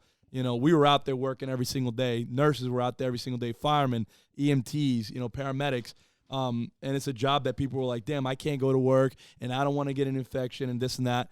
And we were out there working the whole time, and administering the vaccines and whatnot. So the public speaking aspect of it has been a passion of mine, and now more so that's already a part of my career. I get to talk to these kids, and my role there is basically the drill sergeant. I'm the guy they see every single day, and I'm basically teaching them discipline and the whole drill and ceremony aspect of the job, and how to work as a team, and how to gain that discipline and obedience to all orders, and how to maintain their cool when they are in a stressful situation. So again, I've been afforded a pretty good gift that I really can't thank the department enough to use me, as like we talked about, that steering wheel for some of these guys and girls coming in. And if I could just at least touch one guy that came in there for the wrong reason and let him leave with the right reason, I think that we're doing a pretty good job there, so. Yeah, I think that's great, because I feel like a lot of people, when they go to the academy, they have like the, I guess, misunderstanding that like the instructor's just there to yell at them, make them do more push-ups, try to break them, like, let's see how tough this kid is if he's ready. And like, your approach sounds great. It's like you're almost you're creating a mindset for these guys to have when they go out into the field. 100%. No, it's important. Like you said, the stigma is that guys come in and they're like, all right, whatever, it's just training. Once I'm done here, I'm out. But that's not the case whatsoever. We're putting them through a very successful program, and it's very straining, and it is very tiresome. There's a lot of hours of training, and a lot of people are like, well, it takes 10 years to be a doctor and only 7 months to be a cop. I'm like, because this is a stinking career that you're learning every single day. The job is changing every single day. Yeah. The police department is constantly adapting to society. Society really makes the rules. We adapt to those societies, expectations. So this is a job that you're going to be learning for the next 20 to 30 years. This is not something you could be taught in 10 years or 5 years. You got to evolve with life. That's a great point. You know what I'm saying? So, really good point. Again, it's not like you're getting a job as a doctor in 10 years and you're coming out making $200,000. You're starting off the job making $40,000, which is a pretty, low income in Long Island if you live by yourself. Yeah, 100%. And then with the amount of responsibility that you have too when you come out of the academy, it's crazy. You okay? The academy's 7 months long, but in less than a year, you have gone out into society with a gun, a shield, and you're learning the job. And again, that risk never goes away. The risk is there from the time you become a recruit to the day you retire, and some. Because if you're going to be that motivator that retires but yet still carries a gun and is willing to jump into action at any given time, you're still putting your life on the risk. Your life on risk. Do they partner you up with the more senior guy, like when you're getting started out, like after those 7 months academy, and like now you're going like full swing? Do they have you like shadow somebody? You're doing kind of like the way it's you're going. doing a field training. You're in field training for the next 12 weeks with a senior trained officer who's got plenty of time on the street, and you're learning. You're learning how to do the job. You're kind of getting put to the spot. Like, okay, we're making car stops. We're going to this call. We're answering that call, and you're starting to develop some OJT. A little bit on the job training. And then eventually you get put out on your own, and that's when you're, hopefully learning the job through that program, through the FTO program. But you're also, again, you're learning every single day. Every day is different. One day you might get some car accidents and a shooting and a rape victim and this and that. I mean, they're different responses. You can't respond to a domestic the same way you respond to a traffic stop. You can't come out there like, hey, how are you? No, you got to be on your toes. There might be weapons involved. There might be drugs involved. There might be gangs involved. There might be, a grandma involved. You can't treat a grandma the same way you're responding, to a domestic dispute with a gun. So It's constantly learning and evolving, which is why I think jiu-jitsu or any kind of, mixed martial art, it is important because you're going to have to adapt to different things. We don't all start the same way. On the mat, okay, I take my legs off. I'm on either my knees or I get on my bum, and I either go to an arm drag or I try to figure out if I can do some type of pass in the guard, right? It's not always the same thing. And every time I go against Luigi, if I go against, somebody like Derek, I don't know what the hell I'm going to do anyway. So it's like, all right, how am I going to adapt to something? Once he gives me something, okay, fine, I'll take it. I'll take the arm, see what I can do with it. But he just baited me in. So now what? So it's a problem-solving, world. And that's kind of what I love about my job, is that not any day is the same day, So, it's just about learning. It's just about adapting. And again, I think it's a pretty good platform for what, I'm doing. And when did you make the decision to go into law enforcement? Like, were you like, oh, the test is coming up, I think I could be good with this? Or like, this is something like camaraderie-wise with like the other officers that you thought might be interesting for you? The closest thing to the military is law enforcement, as we all know that. There's a lot of the same, responsibilities, a lot of the same, mixed feelings about, serving and wearing a uniform and helping people. And so I knew that if the military wasn't going to be it, then I had to find something close to it, which is law enforcement. But I never really thought of it, Did they give you a hard time, like, because of what happened? I was thinking how did that come about? I've heard of people with like injuries that they kind of had. Like, I know a kid who like went through a glass window. His arm was cut up. It was bad, and he lost some mobility in his fingers. And he was worried, like, past the test and everything. He was worried that like on the medical that was going to come up and like deter them from letting him through. Like, sorry, no, 100%. Some people like vision. They do like the psych eval. Like, maybe people are like a little off. They're like, you can't do this. Like, well, my biggest thing was that was what scared me, So my cousin's on the job, and he's like, look, man, he's like, why don't you take the test, see how you do, and then we'll take it from there. I was a steam fitter. I was a local 638 steam fitter before. Oh, really? I was there for about 4 years as an apprentice through Helmets to Hard Hats, which is a program for veterans getting out of the military and transitioning into the union. Yeah, those guys are always great. I'm an iron worker, and like we worked the Helmets to Hard Hats guys. Like I feel like they're awesome, and they're great like apprentices. Like they really know how to like. We like to learn, yeah, we like learn to and like follow orders and like a lot of hustle, like a lot of work ethic, like instilled in them, I guess, from all the training and everything. 100%. So I already had a good job. I'm in the union. I'm working in New York City. I'm not from here, so for me to be in some of those buildings in the city was like, wow, like I'm putting my stamp here. Yeah. So when I was gonna decide to leave, I was like, man, I'm getting ready to leave a really good job. Is this something I want to do? And it was like, absolutely. My boss was my foreman was my partner, so he was like, dude, you gotta go. This is a great gig. You're gonna love it. You're made for this. So I took the test and I went through the physical and the whatever else, and when we got to the medical, that's what scared me. Like your buddy, I was like, damn, I'm missing both my legs. How are they gonna accept me? I was Googling, double amputee cops. I didn't find it anywhere, and I'm like, this is a little scary, but whatever. What I got to lose? I got a good job. If they don't take me, they don't take me. So I go into the medical, and they're like, listen, do you have any paperwork stating that you're fit to be on duty as a police officer? And of course, the VA signed off on the paperwork. They're like, can you run? Can you do this? Can you do that? I was like, no problem. So now I passed the physical like everybody else. I ran the mile and a half, the push-ups, the sit-ups. And then they were like, well, can you squat? I was like, yeah, I can squat. They're like, can you jump? I was like, yeah, I can jump. They're like, can you, maneuver your body the way that you're used to? I'm like, I'm doing pretty good at it. Yeah. And I'm going to continue to, rehabilitate every single day. And they're like, all right, well, I mean, it is what it is. I mean, we can't really tell you no. You don't have any metal or anything like that. And the military's covering your prosthetics. So it's not like we got to pick up a bill that has nothing to do with us. So they put that trust in me. I passed all the tests. I've been on the job, for almost 5 years now, and I haven't, knock on wood, I haven't got hurt. I've been put in many different situations where I could have got hurt, but I was fine.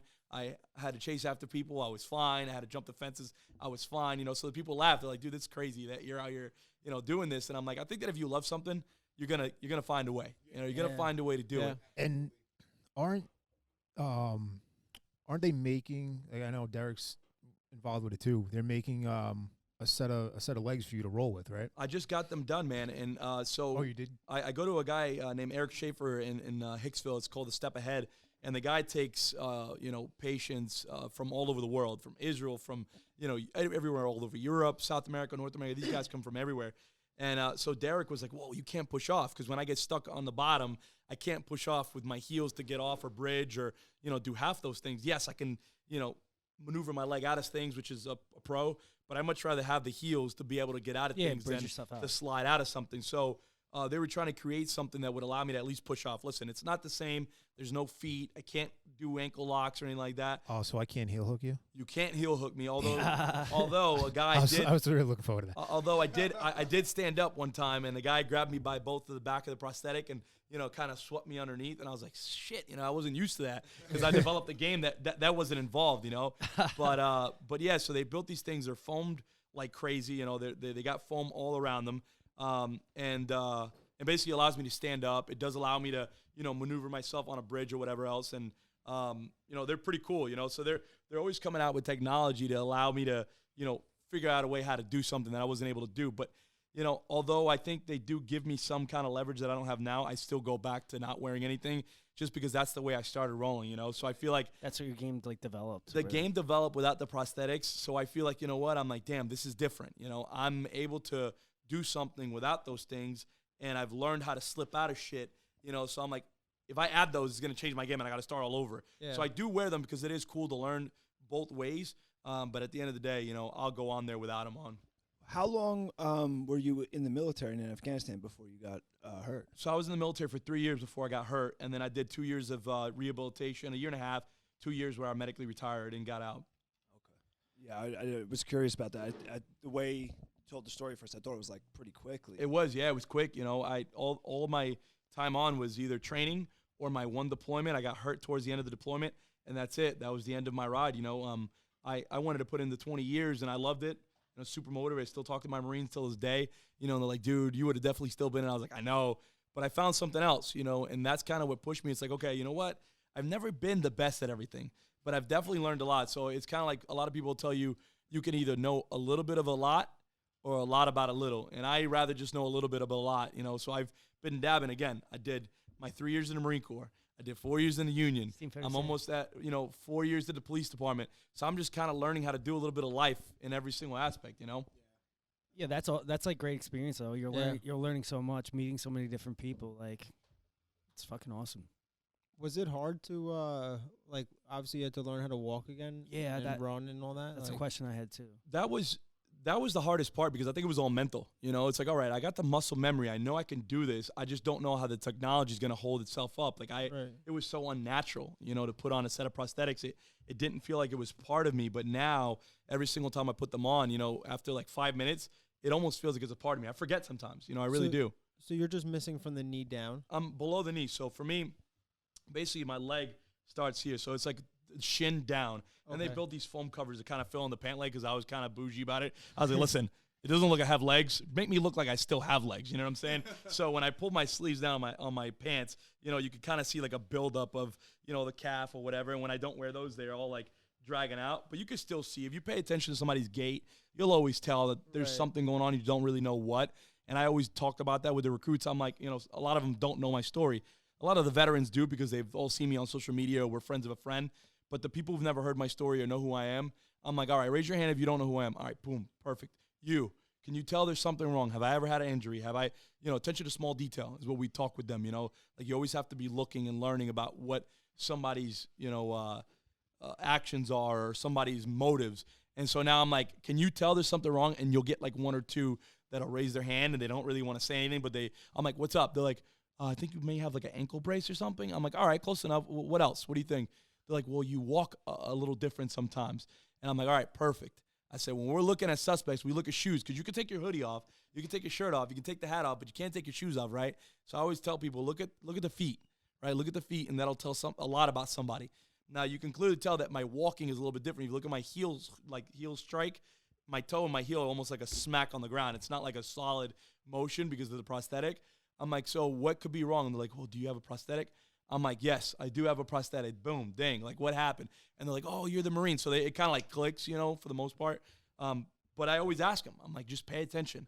Pay attention to people's, I guess the gait is the word I use. They look at their gait. Is their hips off? And they start noticing when I'm tired. When I've had a long day or something, they're like, yeah, you're kind of starting to limp a little bit. Or you like walk like a duck, because they see that I'm tired and I'm like stretching my back. It's either that or you got Luigi's finger in your something. One or the other. Luigi's always in picture. Luigi's always in the picture. It was funny because when we were in that sauna and we're all hanging out, bullshitting, shooting the shit, I had no idea. Zero. You were in sweats. I was in pants. Yeah. And you're like, yeah, I'm missing my legs. I'm like, shut the fuck up. And you're like, yeah. I'm like, damn. And then that's when we were in there for like 45 minutes. We want to hear that spring break story in Miami with your boys, though. Yeah, that might be another day for a different podcast, you know? I don't want to trump Luigi's ping pong, story, you know? Did you guys touch wieners in the sauna? Close. You just mad you weren't there, bro. Yeah, exactly. You want to get to this question of the day from Sean? Yeah, let's do it. Sean, hit us with it, kid. Let's hear it. He looks very mischievous. I feel like it might be Look a at good this one. red boy awaiting me. Question of the day. Your life is a reality TV show. You have the ability to go back and watch any season, so any part of your life. Which season of your life are you going to go watch on TV, and why? I go back to season 1. It was a great season. I could tell you what everybody. I could tell you what everybody's answer would be if they had to watch my season. It would be when I was fat. That's for sure. Oh, no. Season 1, definitely. All right, who's taking the wheel? Who's answering first? I'm going season 1. The first time I fucked. Awkward. That wouldn't be That's like season 1. That would be That'd be birth, like you idiot. yeah. Season 1 would That's be like birth. season 24. You're Yeah. fucked. Actually, Fucking and you're fucked is two different things. That season hasn't even happened yet, virgin. Whatever, bro. I'm going back to the season where I went to Thailand. Ooh. Yeah, just watch those ping pong shows over again. There's a few seasons with that, but I'm Nah, gonna go into the one when I was there the most. that season. Yeah. Yeah, I guess season 15, since we want to be like, technical. Can't make a joke around here, you fucking losers. So I guess No, you can season make 1 jokes, they being just got to be better. Oh, all right. I did. So we're talking like season would be every year. So Yeah, I like guess, 27 yeah. seasons. Yeah. So damn, you're at like 44 seasons. Anyway, It's a seasoned 70. veteran. 70. I'm going back to season 30. 30? Yeah, 30 was like one of the most fun years. Really? Yeah, I think 30 was the best for me because like what are you, 33? 37. 37, damn.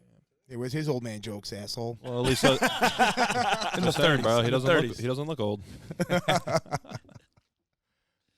Yeah, I would go back to 30. I think 30 was like the best for me physically, mentally. I felt like, you're old enough, but not too old. You're coming into your prime. Yeah. And it was just a good time in my life. I would definitely go back to 30 because it's like you're smart enough to know certain things, but still dumb enough and young enough to get away with other things. Yeah, that's true.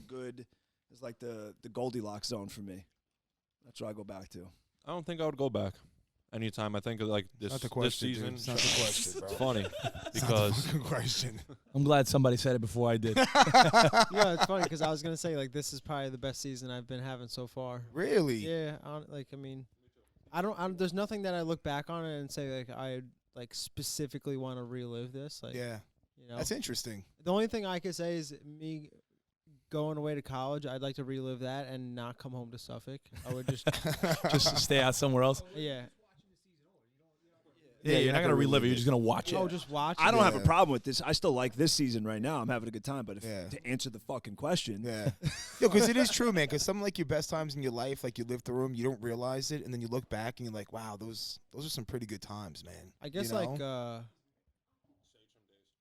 Sachem. yeah, like yeah. A lot of girls in Sachem. I see where you boys. My see where senior you year in boys are high meet school. the going. criteria to be cold girls. My senior year in high school, watching like wrestling and stuff like that. Like I don't know. Nice. I'd probably choose that. I mean, I was only saying this season because I met a lot of good friends, like Terrence, Luigi, D-Rock, Remy. Well, it's a good. Wow. I guess there's an age gap to be his friend. Yeah, I guess so. Because you're gonna be. If you have 39 seasons. Yeah, 39's the number. It's all right. Apparently, we just met this year. You know what's funny? A lot of Only people are joking. constantly always trying to figure out if they're happy in this time. What really hit me hard this past couple of years was Robin Williams. When we found about Yeah. Robin Williams, first of all, I love this dude. I love this actor. I watched all his movies and his comedies, and you always think that people are in a good place, and you really look around and you wonder if that person's happy right now and if they're where they want to be. And of course, like rewinding, I would hope that people go back to where they fucked up, where they wish they would have taken a different path, and in this circle, seems like everybody's pretty happy and doing good things and where they want to be. But I think that if we all look, okay, maybe somebody not. I don't know. Maybe somebody picked up a mic really quickly. Oh, maybe no. maybe they were getting ready to say, hold on. Let me try this again. No, but you know what? Like I heard somebody say going back to 18, right? Or back to their high school days. Man, I feel like I fucking rushed. You know, I rushed to grow up. I feel like I rushed to be that old school, like I want to do it like my parents or my grandparents where you get married and have a kid and do this and do that. But we just rush life so damn quick that we want to get, you know, from 14 to 16 so we can drive, 16 to 18 so we can get in the club, 18 to 21 so we can drink, 21 to 25 because I want a career. The girls are in their fucking, I got to have a baby by 25, 26 because I don't want to be old. Then you want to be in a house by 30. And it's like this timeline, you know? And I wish that I could go back to when I was like 16 years old and really stop fucking rushing. Because now, you know, I just turned 32 in March. And listen, we're all young, okay? Even if you're 40-something. Some of us. Don't let them. Don't let them tell you otherwise, all right? I'm not 40-something. Yeah, but you don't look 40-something. 50s. So that's It's good. really 50-something. 50s? All right, look. Well, that's the thing about, like, when they always say, like, when you're young, you're in a rush to get old. And when you get old, you're in a rush to try to, like, get young. Yeah. There's no happy medium with that. When you're young, you always want to be older. Think about it. Why are we doing half young. the things we do? You know, it's because we want to feel young. We still want to feel energetic. We still want to, you know. Doing them for tits. Listen. Doing it for tits. Whatever you're doing it for, just do it 100%. Well, that's the fountain of youth. You got to keep chasing those young tits. Jits and tits. That's how you stay young. What about you, Nick? What about me? I mean, Terrence. What about Terrence? To go back To answer the losing question. teeth. Terrence is an amputee. Yeah, I got Yeah. teeth. I got three fake teeth. I actually just got them put Nice. in this week. Nice. 2-year run.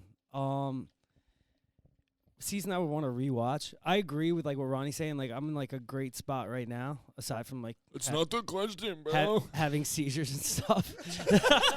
Terrence wants to go back to season 2 so he could shit himself still. I'm doing that anyway. Oh man. Oh dude. Well, a little off topic. Now you're talking about like shitting yourself. Oh my god. All right, fine. I'll answer. I don't know. My summer after high school was a lot of fun, but I guess that's Why? what I would rewatch. Why? Because it was just like fucking a different graduation party. Like every single day, I'd wake up, we'd get egg sandwiches, we'd go fucking play handball all day, go home, shower, and then go fucking to some graduation party, get hammered. Play hand job? What is that?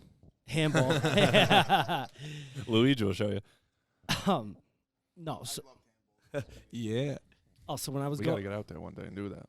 when the seizure happened or whatever, she was asking me like, you know, what happened and stuff, and like I pissed myself or whatever.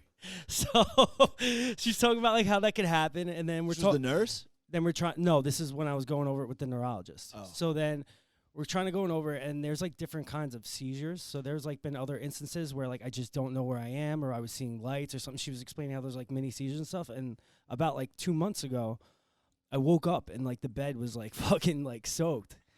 So but my boxers weren't really like that wet. So the dog sleep in the bed with us. I'm like, oh, that's weird. The dog like pissed on us last night. So I just blamed it on my dog, and I'm like, fuck, was this me? Like, but I wasn't drink. I don't drink alcohol anymore. So it's not like I was hammered or anything. So then now we're going over this with the neurologist, and I'm talking about how like you know 2 months ago like the bed was all wet, and it was like so weird. And Taylor's like, no, you weren't shaking. I would have known. And the doctor's basically like, yeah, you just pissed yourself, dude. I'm like, what the fuck? Now you can't even blame it on the seizure. She's like, that definitely wasn't. That definitely was a seizure. You fucking pissed yourself, you child. Grow up. I was like, fuck. I can't believe I just admitted that in front of Taylor. No, there's no way I pissed myself, bro. It had to be something, or the dog. Yeah. There's no way. Or Taylor. Yeah, maybe it was Taylor. Keep telling yourself that. That's so Terrence funny. looks at the doctor to back him up, and she just shoots him right So down. Terrence is going back to when he pissed himself. Just, Yes. just to watch what happened. 2 months ago, he wants to see what He happened. just wants to see what happened. 100%. Oh man, That's so funny. Oh. got the pizza. Dude, fanny pack in the house. Oh. Welcome. Am I missing out on something? Because everyone's Welcome to the rocking gang. fanny packs Dude, that nowadays. one's diesel. He could fit that whole pizza. Eric pie wears in it like there. a man, though, around his waist. Remy does too. Eric wears it like a man, though, where it's supposed to be around his waist, not this shoulder Not like the bullshit you shoulder guys do. shit Oh, these kids are whatever, doing now. dude. Oh, Nick does that. Whatever, dude. Fucking Are you seriously millennial. ripping our drip right now, my guy? I'm surprised you don't have a Supreme one. We got to make that a segment, dude. Remy Terrence, you got to to have your own segment called "Ripping the Drip." ripping the drip. No, new seg. You're sick. Let's do it. Who we want to torch right now? I like Ott's fanny pack. I'm not gonna shit on him. Honestly, it's a legit one. Oh, His- Eric his has. is big. Eric It's like is a a fanny backpack. pack connoisseur, dude. Oh, is he? He's had. He's a dude, pioneer. Eric was rocking the fanny packs like 10 years ago before like He just they never started getting stopped. popular. Like they were Dude, like that trendy. thing's like a Gucci. Eric's level of not giving a shit is pretty high. What brand is that, Brand Eric? is that? It's Versace. Versace. Versace. Damn. And it's white, so it's probably gonna get dirty. You brought the drip. Bring those shoes up. Whose phone's going off?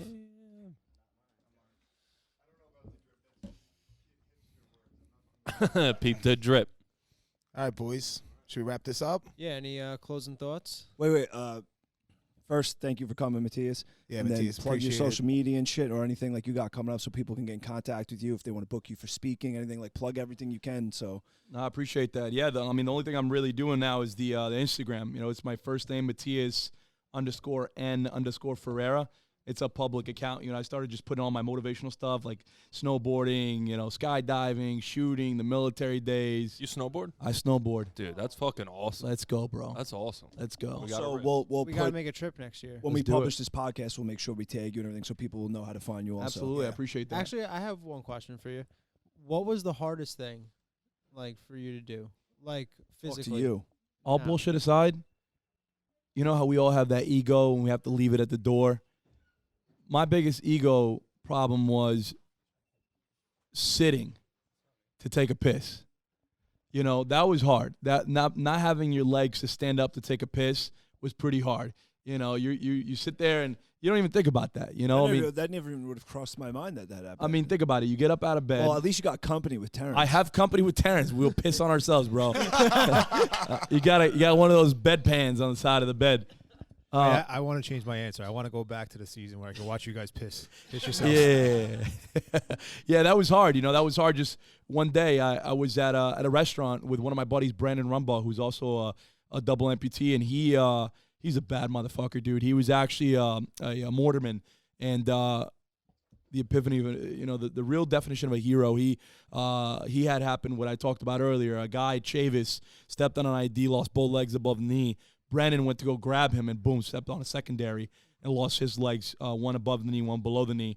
And, he and I went to a restaurant in Washington, D.C. where we were rehabbing. And I remember he had just gotten his legs to walk and he had crutches or whatever. And he was, figuring out how to do it. And I was still in the wheelchair because I was non-weight bearing until the broken pelvis went away. And I remember he was like, dude, this is my first time taking a fucking piss standing up. And I was like, hell yeah. And we're sitting there cheering in the fucking bathroom. People were looking at us like we're fucking bunch of weirdos, you know? And I'm like, hell yeah, bro. And so now I got to pop up on my knees on my wheelchair. And I was like, fuck that, dude. I'm going to get on my knees to take a piss. So I pulled up the wheelchair as close as I could to the pisser, and I'm just sitting there pissing on my knees off my wheelchair right next to him. And he's kind of like leaning and grabbing both the stalls. And people must think we're out of our fucking minds. I was like, I'm not letting you piss standing up by yourself, bro. So again, those are the hard times we talked about, those dark ages, and we made a good, even then we made a good thing out of it. So that was hard. That was really hard, doing things differently. And if I could match it to anything else, was hearing my mom look at me in the eyes and tell me with tears coming out of her eyes that I'm going to be leaving this earth not the same way she brought me into it. That was pretty fucking hard, That's tough, man. That was tough, hearing my mom say that. And the first time I was able to stand upright, was a good feeling for that same reason, just to look at my mom, standing up again. Those are just the little things we take for granted, So again, anytime you're having a hard time, just know somebody has it worse than you. To include myself, I want people to come cheer for me when I piss. Yes, That's got to be awesome. I I will want high five every time I take a piss. It will be a new high five for sure. D-Rock's pissing standing. Yo, he's getting it in the toilet. You can can start do your it. day. Imagine being able to start your day like that every day. You just go roll into the bathroom. There's just a parade. There's I confetti guarantee flying up, you, like, "He's every fucking time you pissing." take a piss now, you're going to think of me, Yeah. which is going to be a good 100%. feeling. You'd have the 100%, best dude. day of your life No every homo. day. Dude, I'm FaceTiming everybody No tomorrow homo. morning when That's I start my it. day to piss. Take a picture. I can't wait till till we get to the beach and I get to watch you piss in the morning. Oh, that's I'm great. gonna have a parade. You just changed my whole life. This I'm is telling life you. changing. This is gonna I'm be the telling best. you. I'll never have a bad day if I start my day off with everybody just like, yeah. If you start he's your day pissing. taking a piss and remembering that you're standing, it's gonna be a good feeling. I Yeah. promise you that. Hell yeah. Oh yeah. All right, boys, let's wrap this up. Yeah. Yeah, real quick. No, I just want to thank you for your service, being a police officer, and coming on and telling us your story, man. It was awesome to meet I you. appreciate Yeah, that. Yeah, thank we you. really appreciate you coming. thank you You're the guys. first guest too, so I Yeah. appreciate that, guys. everybody Now- else yeah, is gonna s- suck now. Yeah, set, Yeah, set the you bar set pretty the bar fucking pretty high, high. dude. I We're not get- gonna have another guest. We're gonna make that show a lot better. That's it. You know, it's always trying to sound off. You know what I'm saying? Everybody's got a story, and it's nice to hear it. You know, so I'm hoping that again I was able to share a little bit of my life, and thank you guys for your time. It was a long time. So appreciate you giving me your time. It's very valuable. No, thank you. Awesome. All right, thanks for listening. Catch us on the gram, all the platforms. Yeah, we got rash guards coming out this week. Yep. We still got some shirts left. Yep, hit us up with a question of the day. We'll throw you a free shirt. All right, thanks for listening. Peace. Peace.